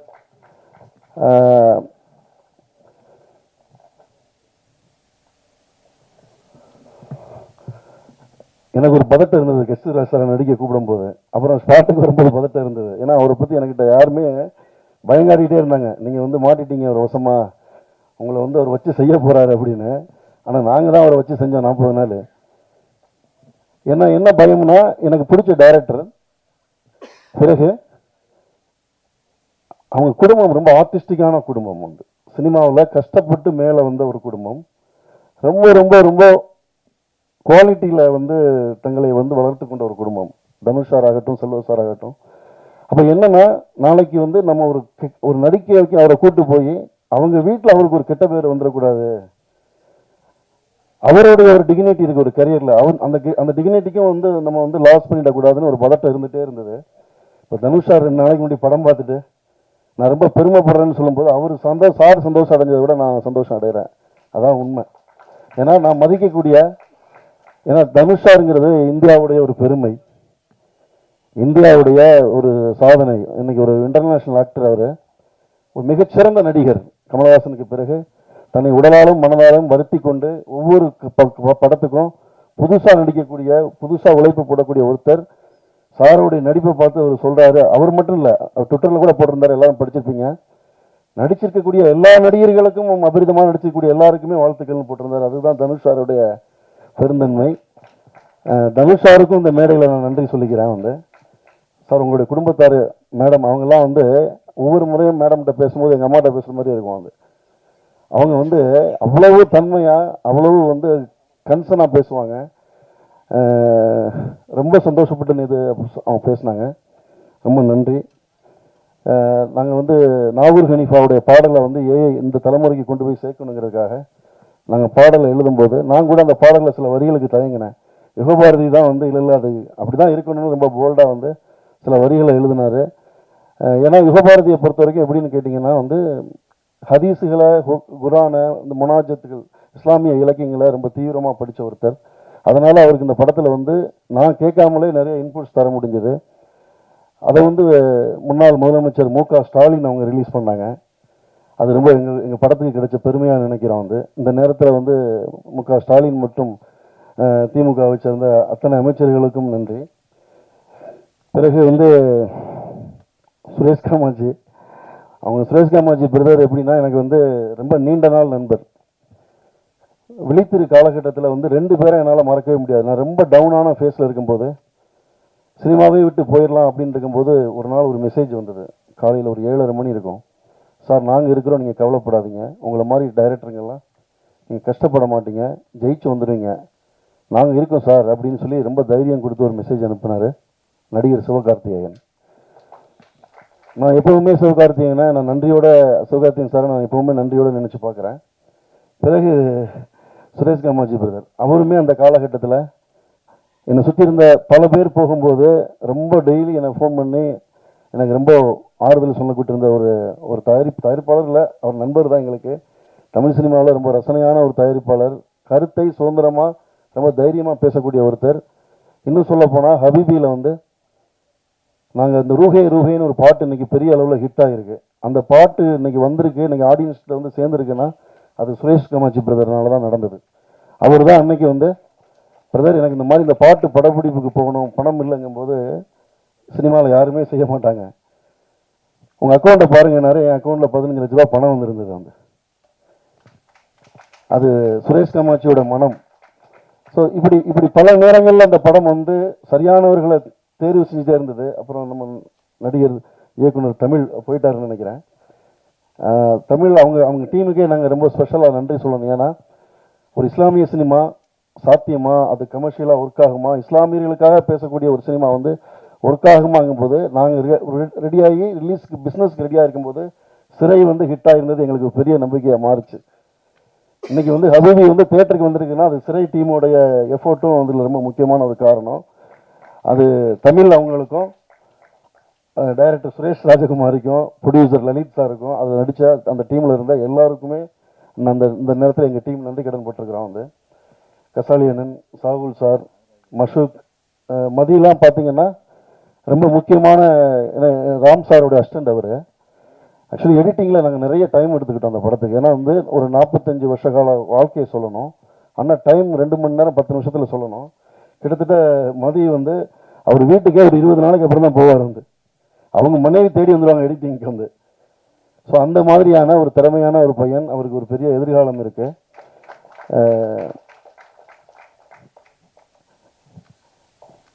அப்புறமா பத்திரிகைக்காரர்கள், நான் பத்திரிகையாளர்களுக்கு தனியாக சொல்லணும் இல்லை, அது என்னுடைய குடும்பம் தான். அவள் பேர் தமிழரசியில் வந்து ஒரு ப்ராமிசிங் ஃபிலிம் மேக்கர் அப்படின்னு சொன்னதுலேருந்து தமிழில் சத்யஜித் ரே, பிமல் ராய், அரவிந்தனின் வரிசையில் வைத்து கொண்டாடப்பட வேண்டிய இயக்குனர்னு சொல்லி தமிழ் சினிமாவில் எனக்கு நிரந்தரமான ஒரு பேரையும் ஒரு மரியாதையான இடத்தையும் உருவாக்கி கொடுத்ததில் பத்திரிகை நண்பர்கள் உங்கள் எல்லாருக்குமே வந்து ஒரு பெரிய இடம் இருக்குது. எப்பவுமே நான் அதை என்னுடைய மனசின் அடியாளத்திலிருந்து இந்த நன்றியோடு நினச்சி பார்க்கக்கூடிய ஒன்று. ரொம்ப முக்கியமாக இந்த படத்தில் வந்து சொல்லணுங்கிறது யாருன்னா ராம் நானும் வந்து ஒரே காலகட்டத்தில் உதவி இயக்குநர்களை ஒர்க் பண்ணோம். உங்களுக்கெல்லாம் ராம், எனக்கு அவர் சுப்பு. ஹபீபி பல பேரை எனக்கு திருப்பி கொண்டு வந்துச்சு, அதில் என்னோட சுப்புவையும் கொண்டு வந்துச்சு வந்து. ஸோ அந்த வகையில் வந்து சுப்பு ராம் வந்து இந்த படம் வந்து அவர் பறந்து போய் எடிட்டிங்கில் இருந்தார். அப்போ நான் ஒரு நாள் ஃபோன் பண்ணி நீங்கள் படம் பார்க்கணுன்னு கேட்டேன். அவர் படம் பார்த்த உடனே வந்து சுரேஷ் காமாட்சி பிரதருக்கு சொன்னார். அந்த சொல்லுவாங்கல்ல, அது ஒரு ஃபேமஸான ஒரு வார்த்தை இருக்குது, சூஃபியோட ஒரு வார்த்தை, பொரிச்ச அதாவது ஒரு மீன் அடுப்பில் பொரிஞ்சிட்டு இருக்கும்போது அவரோட கை தொட்ட உடனே அது திரும்பவும் தண்ணிக்குள்ளே தாவி திரும்பிருச்சுன்னு சொல்லுவாங்க. வந்து தூதரான கீதர் பொரித்த மீன் ஒன்றை தொட்டதும் அது மீண்டும் தாவி திரும்பியது நீருக்குள் அப்படிங்கிறது அந்த கவிதை வரி. அது கிட்டத்தட்ட ராமுக்கு ரொம்ப பொருந்தும். ஏன்னா நாங்கள் வந்து அடுப்பில் பொரிஞ்சுக்கிட்டு இருக்க மாதிரி தான் பொரிஞ்சுக்கிட்டு இருந்தோம். ராம் இந்த படத்தை வந்து தோளில் தூக்கி சுமந்த பிறகு தான் இந்த படத்தில் உண்மையான வெளிச்சம் முதல்ல விழுந்தது. ராம், நீங்கள் எங்கே இருந்தாலும் உங்களை பார்த்து இந்த நேரத்தில் எங்கள் டீம் எல்லாருமே உங்களுக்கு வாழ்நாள் முழுக்க நாங்கள் கடமைப்பட்டிருக்கிறோம். வந்து ஏன்னா ராமை பொறுத்த வரைக்கும் அது ஒரு எனக்குன்னு செய்கிறதில்ல, நண்பர்களுக்குன்னு செய்கிறதில்ல. ராம் உங்கள் எல்லாருக்குமே தெரியும், எல்லா நல்ல படங்கள் எது வந்தாலும் அவர் அந்த படத்தை தூக்கி சுமக்கக்கூடிய, அவர் தன்னை வந்து ஒரு மூமெண்ட்டாக தமிழ் சினிமாவுக்குள்ளே இயங்கிக்கிட்டக்கூடிய ஒரு பெரிய இயக்கமான ஒரு ஆள். பிறகு வந்து ஒரு பையன் எங்கிட்ட அசிஸ்டன்ட் டைரக்டராக ஒர்க் பண்ண வந்தான். ஒரு நாள் எல்லாரும் ஆஃபீஸ் விட்டு போன பிறகு நான் ரொம்ப நேரமாக ஃபோனில் பேசிக்கிட்டு இருக்கும்போது அவன் ரொம்ப நேரமாக நான் ஃபோன் பேசி முடிக்கிறதுக்காக வெயிட் பண்ணிகிட்டே இருந்தான். சார் உங்ககிட்ட பேசணும் அப்படின்னு சொன்னாப்புல. என்ன விஷயம் பேசணும்ப்பான்னு. இல்லை சார், நீங்கள் உயிர்மையில் எழுதின கட்டுரையை படிச்சிருக்கிறேன் அப்படின்னு. ஒரு லாஸ்ட் அசிஸ்டண்டாக வந்து பையன் ஒரு உயிர்மையில் எழுதின கட்டுரையை படிச்சிருக்காருன்னு எனக்கு சீரியஸாக அந்த பையன் மேலே பார்க்க ஆரம்பித்தேன். அப்புறம் என்னோட எல்லா கதைகளையும் படிச்சிருக்கேன்னாப்புல, அப்புறம் நிறைய புத்தகங்கள் படிச்சிருக்கேன்னாப்புல. அப்புறம் நான் அந்த பையன் மேலே எனக்கு பெரிய மரியாதையே உருவாச்சு. ஏன்னா நிறைய வந்து அவன் எங்கிட்ட வேலை பார்த்தாலுமே என்ன பண்ணுவான்னா ராமோடைய அசிஸ்டண்டாக தான் இருப்பான். வந்து எல்லாரும் எங்கள் இப்போ காலர் டீம் வச்சா அவன் ராமோட காலர் டீம் வச்சுருப்பான். வந்து அந்த ராமோடைய அசிஸ்டண்டாகவும் என்னுடைய அசிஸ்டண்டாகவும் வெற்றிமாறனுடைய அசிஸ்டண்டாகவும் ஒர்க் பண்ண ராமு சங்கு. வா மேலே வா. ராமசிங் வந்து முதல்ல எங்கிட்ட அசிஸ்டண்டாக ஒர்க் பண்ணான். ராமஸ் வந்து எங்கள் வீட்டில் உள்ள ஒரு பையன் வந்து பறந்து போ டைமில் ராம் சாருக்கு வந்து கருப்புசாமி சார் ஃப்ரெண்டு அவங்களுக்கு பறந்து போக்கு ராம் சார் கருப்புசாமியை கிஃப்டாக பண்ணது ராமசிங்கு தான். இப்போ எனக்கும் அதே கருப்புசாமி சார் அவர் கிஃப்டாக பண்ணது ராமசிங்கு தான் வந்தது. ஒரு வகையில் சொல்லப்போனால் நான் சொன்னேன் இல்லையா, இந்த படத்தில் கஸ்தூரிராஜ சார் வீடாக வந்தது வந்து ஒரு ஆய்க்குடியில் ஒரு அக்ரஹாரத்தில் ஒரு ஐயங்கார் கொடுத்த வீடு. அது நீங்கள் படத்தில் வீடு. கஸ்தூரி ராஜா சார் வந்து யூசுஃபா நடிக்கிறாரு. கருப்புசாமி வந்து ஹபீபியை தேட்டருக்கு கொண்டு வராரு. பாருங்க இந்த படத்தில் எவ்வளோ நல்லிணக்கம் இருக்கும் பாருங்களேன். இதை விட இந்த படத்துக்கு பெரிய உதாரணம் என்ன இருந்துட முடியும் வந்து. ஸோ கருப்பசாமி சார் தான் வந்து இந்த படம் பார்க்குறாரு. பார்த்த அன்னைக்கே நம்ம ராகுல் சாருக்கு சொல்கிறாரு, ரோமியோ பிக்சர்ஸ் ராகுல் சாருக்கு சொல்கிறாரு. ராகுல் சாரும் படம் பார்த்துட்டு பெரிய வெற்றி அடைந்த படம், தமிழ் சினிமாவில் மிக முக்கியமான ஒரு படத்தை பேரை சொல்லி எனக்கு இந்த படம் இந்த மாதிரி நம்பர்ஸில் இந்த படம் கலெக்ட் பண்ணோம், நாங்கள் வந்து இந்த படத்தை எடுக்கிறோம் அப்படின்னு சொல்லி அவர் எடுத்தார். இன்னைக்கு அந்த படம் அதை நோக்கி நகர்ந்துக்கிட்டு இருக்குங்கும்போது அது நாங்கள் கருப்பசாமி சார் உங்கள் எல்லோரும் எங்கள் டீம் நீங்களே எங்கள் டீம் தான். உங்கள் எப்போவுமே நாங்கள் எங்கள் வாழ்நாள் முழுக்க நான் உங்களுக்கு நன்றி கடன் பெற்றிருக்கிறேன். ரொம்ப நன்றி சார். நிறைய இருக்குது இதில் வந்து சொல்லப்போனால் வந்து நிறைய ரிவ்யூவர்ஸ் சார் கூட சொன்னார், எல்லாத்தையுமே நெகட்டிவாக சொல்கிறவர் வந்து பாசிட்டிவாக சொன்னாருன்னு. ஏன்னா படம் எடுத்தாச்சு. ஒரு தமிழ் சினிமாவில் ஒரு முஸ்லீம் சினிமாவை எழுத முடியுமா, எழுதுனா வந்து அதை எடுக்க முடியுமா, எடுத்தால் அதை வந்து வியாபாரிகள்கிட்ட கொண்டு வர முடியுமா, வியாபாரத்தில் கொண்டு வந்தால் அது மக்கள்கிட்ட கொண்டு போய் சேர்க்க முடியுமா, மக்கள்கிட்ட சேர்த்தாலும் அது முஸ்லீம் பார்ப்பாங்களா, இப்படின்னு நிறைய கேள்விகள் இருந்துச்சு. அந்த எல்லா கேள்விகளுக்கும் மக்கள் ஒரே பதில் கொடுத்துருக்காங்க, வெற்றி. எல்லா இடங்கள்லையுமே வந்து இன்னைக்கு நாங்கள் போகிற இடங்களில் நிறைய தேட்டர் விசிட் பண்ணும்போது நிறைய கூட்டங்கள் வராங்க. அதில் குறிப்பாக வந்து பார்த்தீங்கன்னா முஸ்லீம்ஸ் நான் முஸ்லீம்ஸ் ரெண்டு பேருமே வர்றாங்க. முஸ்லீம்ஸுங்க வந்து நிறைய பெண்கள் கஸ்தூரிராஜ் சாரோட கையை பிடிச்சிட்டுலாம் எங்கள் வாப்பா மாதிரி இருக்கீங்க, எங்கள் அப்பா மாதிரி இருக்கீங்கன்னு எவ்வளவோ பேர் சொல்கிறாங்க. அதனால் இந்த சில பேர் வந்து சுரேஷ் காமாட்சி பிரதர் சொன்ன மாதிரி சினிமா ஹராமா இல்லையா அப்படின்லாம் பெரிய விவாதம் போயிட்டுருக்கு. அது எப்படின்னா சென்னை குடிநீருக்கு இக்கு வருமா வராதான்னு கேட்குற மாதிரி, முதல்ல குடிநீர் வரட்டும். அது மாதிரி சினிமாவில் 110 வருஷத்துல வந்து இஸ்லாமிய வாழ்க்கை வரல. அது ரொம்ப அழகாக சொன்னார் சுரேஷ் காமாட்சி பிரதர். என்னன்னா சினிமா ஒரு பவர்ஃபுல்லான ஆயுதம். நீங்கள் வந்து ஹிட்லருடைய காலகட்டத்திலிருந்து இன்னைக்கு பேலஸ்தீன் வரைக்கும் வந்து சினிமா வந்து ஒரு பெரிய வந்து ரோல் பிளே பண்ணுது. இந்தியாவில் இன்னைக்கு வந்து சினிமாவால் தான் இன்னைக்கு வந்து கடந்த 15 வருஷமாக இஸ்லாமியர்களை வந்து இன்னைக்கு ஒரு 5 வயசு குழந்தைகிட்ட வந்து ஒரு பென்சிலை கொடுத்து ஹூ இஸ் டெரரிஸ்ட் அப்படின்னு கேட்டால் அந்த குழந்தை தாடியும் தொப்பியும் போட்ட ஒரு உருவத்தை தான் வரையும். அந்த மூளைக்குள்ள வரைக்கும் இன்னைக்கு போய் சேர்த்துருக்கிறதுக்கு மீடியா பெரிய முக்கியமான காரணமாக இருந்திருக்கு. மீடியா பெரிய ஆயுதமாக இருந்திருக்கு. இது ஆயுதமாக நீங்கள் எடுக்கலைன்னா இன்னொருத்தங்க இந்த ஆயுதத்தை எடுத்து போட்டுருவாங்க உங்களை. அதான் சுரேஷ் காமாட்சி பிரதர் ரொம்ப நல்லா சொன்னார். இதை மக்கள் புரிஞ்சிருக்கிறாங்க. இன்னைக்கு இந்த தேட்டருக்கு வந்து கூட்டமாக அலையலையாக வரக்கூடிய மக்கள் புரிஞ்சு மக்கள் ரொம்ப ஃபார்வேர்டாக வந்திருக்கிறாங்க. அதனால் நாங்கள் வந்து சில பேர் வந்து எனக்கு இந்த 10 ரூபா கொடுக்கறதுக்கு சில பேர், ஏன்னா ஒரு காலகட்டத்தில் டிவி பெட்டி வந்து சாத்தானின் பெட்டின்னு சொன்னாங்க. வந்து இன்னைக்கு அதே டிவி பெட்டியில் தான் வந்து பயான் பேசிகிட்டு இருக்காங்க இல்லையா. ஒரு காலத்தில் இங்கிலீஷ் ஹராமாக இருந்துச்சு, அப்புறம் கொஞ்ச நாள் முன்னாடி வரைக்கும் அப்புறம் இங்கிலீஷ் ஹராமாக மாறிடுச்சு. இன்னும் ஒரு 5-6 வருஷத்தில் சினிமாவும் ஹலாலாக மாறிடும். நிச்சயமாக மாறும், மாற்றி தான் ஆகணும், வேற வழி இல்லை வந்து. ஏன்னா எனக்கு நான் வந்து தோல்பாவை கூத்து கலைஞர்களை பற்றி முதல் படம் எடுத்தேன். ஏன்னா இன்னைக்கு நான் ஒரு திரையில் கதை சொல்லக்கூடிய ஒரு இயக்குனர், அங்கே இருக்கக்கூடிய எத்தனையோ நல்ல இயக்குநர்கள், இன்னைக்கு இருக்கக்கூடிய உலகம் முழுக்க இருக்கக்கூடிய எல்லா இயக்குநர்களுமே திரையில தான் கதை சொல்கிறாங்க. ஆனால் முதல்ல திரையில கதை சொன்னவங்க யாருன்னா தோல்பாவை கூத்து கலைஞர்கள். அந்த தோல்பாவை கூத்து கலைஞர்கள் தான் எங்கள் எல்லாருக்குமே முன்னோடி. ஆனால் அந்த தோல்பாவை கூத்து கலைஞர்களை பற்றி 100 வருஷம் படமே இல்லைங்கிறதுனால தான் நம்ம முதல் முறையாக அந்த படம் எடுத்தோம். எப்படி எனக்கு தோல்பாவை கூத்து கலைஞர்களை பற்றி படம் இல்லைன்னு எனக்கு ஒரு சமூக பொறுப்புள்ள கலைஞனா எனக்கு ஒரு வருத்தம் இருந்ததோ, அதே வருத்தம் தான் எனக்கு 110 வருஷமா முஸ்லீம் படம் இல்லைங்கிறது. நான் ஒரு முஸ்லீமா இருக்கிறதுனால கிடையாது. மேபி இந்த படம் உயிர்ப்பா வர்றதுக்கு முஸ்லீம் படம் ஒரு காரணமா இருந்திருக்கலாம், நான் இன்னும் முஸ்லீமா இருக்கிறது காரணமா இருந்திருக்கலாம். புதிய கதவு திறந்திருக்கு தான், அது நிச்சயமாக அதை உணர முடியுது. கஸ்தூரிராஜ் சார் நாங்களாம் நிறைய தியேட்டர் விசிட் போகும்போது எல்லாருமே மனதார சொல்லுறாங்க புதிய கதவு திறந்திருக்கு. இதன் வழியாக அடுத்தடுத்து வந்து நாங்கள் ஒரு பெரிய வெற்றியாக என்ன பார்க்குறோன்னா, கருப்பசாமி சாரி மாதிரியான ஒரு நல்ல டிஸ்ட்ரிபியூட்டர், நல்ல ப்ரொடியூசர், நேசம் மாதிரி ஒரு நல்ல ப்ரொடியூசர், ரோமியோ பிக்சர்ஸ் உங்களுக்கே தெரியும் அஜித் விஜய் படங்களை பண்ணக்கூடிய ஒரு ப்ரொடியூசர், இதெல்லாம் வந்து இன்னைக்கு கிட்டத்தட்ட 230க்கு அதிகமாக. நேற்று நம்ம சுரேஷ் காமாட்சி ஒரு ப்ரொடியூசர் அவர் சொல்கிறாரு நேற்றுக்கும் இன்னைக்கு 20 தேட்டர் எக்ஸஸ் ஆகிருக்கு. ஸோ இது ஒரு வெற்றியாக இருந்தாலும் இது எல்லாத்தை விட பெரிய வெற்றியாக நாங்கள் நினைக்கிறது இஸ்லாமியர்கள் குறித்த பார்வையை இந்த படம் மாற்றிருக்கு அப்படின்னு சொல்கிறத நான் ஒரு பெரிய வெற்றியாக நினைக்கிறேன். வந்து உங்கள் எல்லாருக்கும் பெரிய சந்தோஷம். என்னோட உதவி இயக்குநர்கள் மேடைக்கு வாங்க, எல்லாருமே மேடைக்கு வாங்க. டீம் மெம்பர்ஸ் மனோஜ், ராஜவேல் எல்லாருமே மேடைக்கு வாங்க. நிறைய சம்பிரதாயமாக அதை பார்த்துருப்பீங்க உங்களுக்கு. ஆனாலும் இந்த படம் உங்களுக்கே தெரியும், 110 வருஷத்தில் இந்த படத்தை எழுதுறதுல, இந்த படத்தை எடுக்கிறதுல, இந்த படத்தை கொண்டு வந்து சேர்க்கறதுல நிறைய சவால்கள் இருக்குது. அப்படியான சவால்களை எல்லாம் தாண்டி வர்றதுக்கு இவங்க எல்லாருமே ரொம்ப காரணமாக இருந்தாங்க. ஹசன், அப்புறமா ரொம்ப முக்கியமாக நாங்கள் நன்றி செலுத்தக்கூடியது வந்து PRO team, Surendra sir, Nasser sir, அவங்களுடைய D1 வந்து இந்த படத்துக்கு வந்து 24/7 நிறைய ஒர்க் பண்ணாங்க.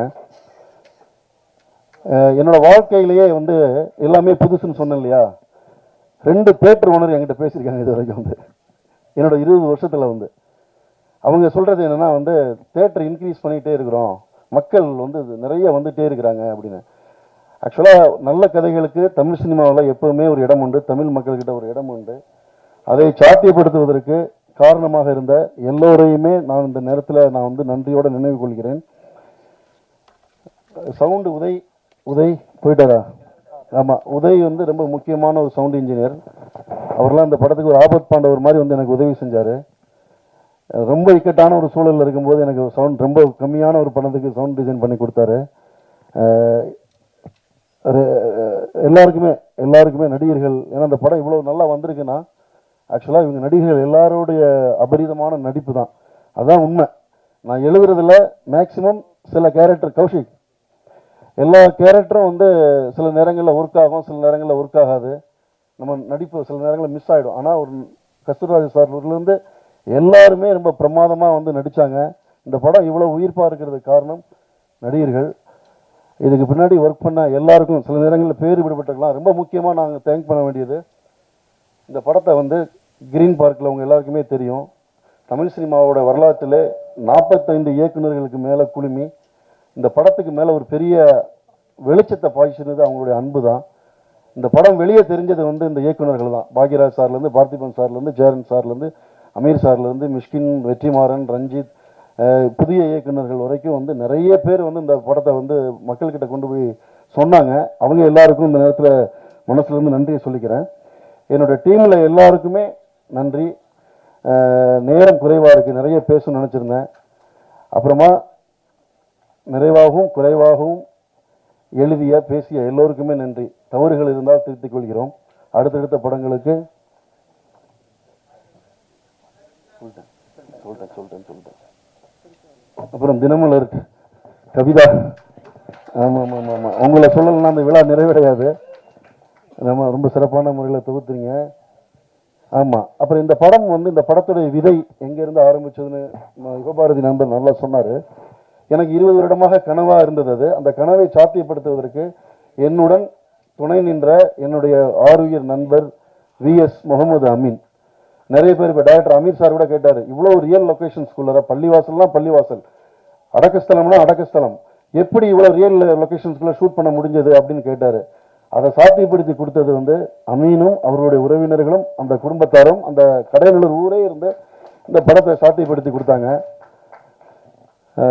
சில நேரங்களில் நம்ம ஒரு படம் முடிக்கும்போது ஒரு சில பேரோட தான் நம்ம திரும்ப ஒர்க் பண்ணணும்னு தோணும். ஆனால் இந்த டீமோட திரும்ப அப்படியே ஒர்க் பண்ணணுங்கிற நம்பிக்கையையும் சந்தோஷத்தையும் இந்த கொடுத்த டீம் இது. நீங்கள் எல்லாரும் எப்பவும் கூட இருக்கணும். கஸ்தூர்ராஜ் சார், நான் உங்களை பற்றிலாம் நிறைய பேசணும்னு நினச்சிருந்தேன், நிறைய பேசணும். ஏன்னா அவர் வந்து சார் வந்து ஒரு விஷயந்தான் நான் எல்லா இடங்களையும் சொல்கிற மாதிரி, என்னென்னா அவர் ஒரு பெரிய டைரக்டர். நான் வந்து அவருக்கு முன்னாடி ஒன்றுமே கிடையாது. ஆக்சுவலாக அவர் வந்து மானிட்டரில் அவர் எத்தனை நடிகர்களை மானிட்டரில் பார்த்துருப்பாரு, எத்தனை நடிகர்களுக்கு கரெக்ஷன் சொல்லியிருப்பார். சிவாஜி கணேசன் வரைக்கும் அவர் நடிக்க வச்சிருக்காரு. ஆனால் ஒரு நாள் கூட வந்து அவர் மானிட்டரை பார்த்ததே கிடையாது. நான் இந்த மேடை வழியாக நான் தமிழ் சினிமாவுக்கு இருக்கிற அத்தனை இயக்குநர்களுக்கு சொல்கிறேன், கம்ப்ளீட்டாக நீங்கள் ஒரு டைரக்டரோட ஆக்டர் உங்களுக்கு வேணும்னா நீங்கள் நாளைக்கே கஸ்தூர்ராஜ் சாரை கமிட் பண்ணிவிடுங்க. ஏன்னா சில பேர் எனக்கு பயங்காட்டின மாதிரி உங்களுக்கும் பயங்காட்டுவாங்க. அவர் அப்படி இல்லை, அவர் ஒரு குழந்தை. ஆமாம் ஆமாம், இல்லை இல்லை, ராஜ்மோகன்லாம் ஆல்ரெடி சொல்லிட்டாருன்னு நினைக்கிறேன் அவன்கிட்ட வந்து. அதனால வந்து என்னன்னா, கஸ்தூராஜ் சார் வந்து நினைச்சிருந்தா தன்னோட அதிகாரத்தை எங்கள் டீம், நாங்களாம் ரொம்ப சின்ன டீம் எல்லாருமே, எங்கள் மேலே அந்த அதிகாரத்தை காட்டியிருக்க முடியும். ஆனால் அவர் அப்படி இல்லை, வந்து ரொம்ப கஷ்டப்பட்டு தன்னை உடலை வருத்தி மனசை வருத்தி தான் அவர் இந்த ஷூட்டிங் ஸ்பாட்டில் இருந்தார். அவர் வந்த பிறகு தான் ஹபீபியாவே மாறிச்சு. வந்து எங்களுடைய முதல் ஹபீபியே கஸ்தூராஜா சார் தான். வந்து ஈஷாவை பொறுத்த வரைக்கும் என்னோட நண்பர் தான் அவரை கூட்டு வந்து அறிமுகப்படுத்துவார். நண்பருடைய மருமகன் தான் அவர். நான் ஒரு வாக்கு கொடுத்தேன், வந்து தமிழ் சினிமாவில் ஒரு நல்ல இடத்துல கொண்டு வந்து அந்த ஹீரோவா 4 பேர் நல்லா சொல்கிற மாதிரி ஒரு ஹீரோவாக கொண்டு வந்து நிப்பாட்டிட்டேன்னு அந்த வார்த்தையை நான் சொல்லேன். அந்த வார்த்தையை நான் காப்பாற்றிருக்கேன்னு நினைக்கிறேன். பொதுவாக கொடுத்த வார்த்தையை காப்பாற்றன்னு நினைக்கிற ஆள் நான் வந்து அந்த வகையில் வந்து ஈஷாவுக்கு நான் அந்த வார்த்தையை காப்பாற்றிட்டேன்னு நினைக்கிறேன். இவ்வளவு நேரம் பொறுமையாக இருந்தவங்க எல்லாருக்கும், நீங்கள் கேமராலாம் ஆஃப் பண்ணிட்டீங்க தெரியும் எனக்கு, இருந்தாலும் நான் பேசி தான் ஆகணும். இரட்டை குழந்தைகள் பிறந்த திரைக்கதையில் வேறு என்ன தான் செய்வது, ஒன்றும் பண்ண முடியாது. எல்லாருக்கும் நன்றி. நீங்கள் எல்லாருமே என்னோட அண்ணன்கள் தான். பர்சனலாக இங்கே இருக்க எல்லாருமே என்னை வந்து ஒரு தம்பி மாதிரி தான் நினச்சி எப்போவுமே ஃபோன் பண்ணி பேசுவாங்க. தோழர்கள், நண்பர்கள் எல்லாருமே, நீண்ட கால வருடங்களாக பார்க்கக்கூடிய முகங்கள். உங்கள் எல்லாருக்கும் இந்த படத்துடைய இன்னொரு வெற்றி விழாவும் இருக்குது. ஸ்பெஷலாக வந்து உங்கள் எல்லாரோடையும் உரையாடுறேன். எல்லோருக்கும் நன்றி. ஃபரிதா, இவங்க வந்து கஸ்தூரி ராஜா சாரை நாங்கள் முஸ்லீமாக மாற்றினோம்ல, ஃபரிதாவை நாங்கள் முப்படாதியாக மாற்றிட்டோம். மயில்வாகனோட மனைவியாக நடித்தவங்க இவங்க ஃபரிதா. இவங்க சூப்பர் சிங்கருடைய முக்கியமான ஒரு சிங்கர். நிறைய முக்கியமான பாடல்கள்லாம் பாடியிருக்கிறாங்க. ஃபரிதா வந்து முப்படாதையாகவும் கஸ்தூரி ராஜா யூசுஃபாகவும் மாறியதுதான் ஹபீபியின் அழகு. அதுதான் இந்த நிலத்தின் அழகு. அதுதான் இங்கே இருக்கக்கூடிய மக்களின் அன்பின் அழகு. எல்லோருக்கும் நன்றி.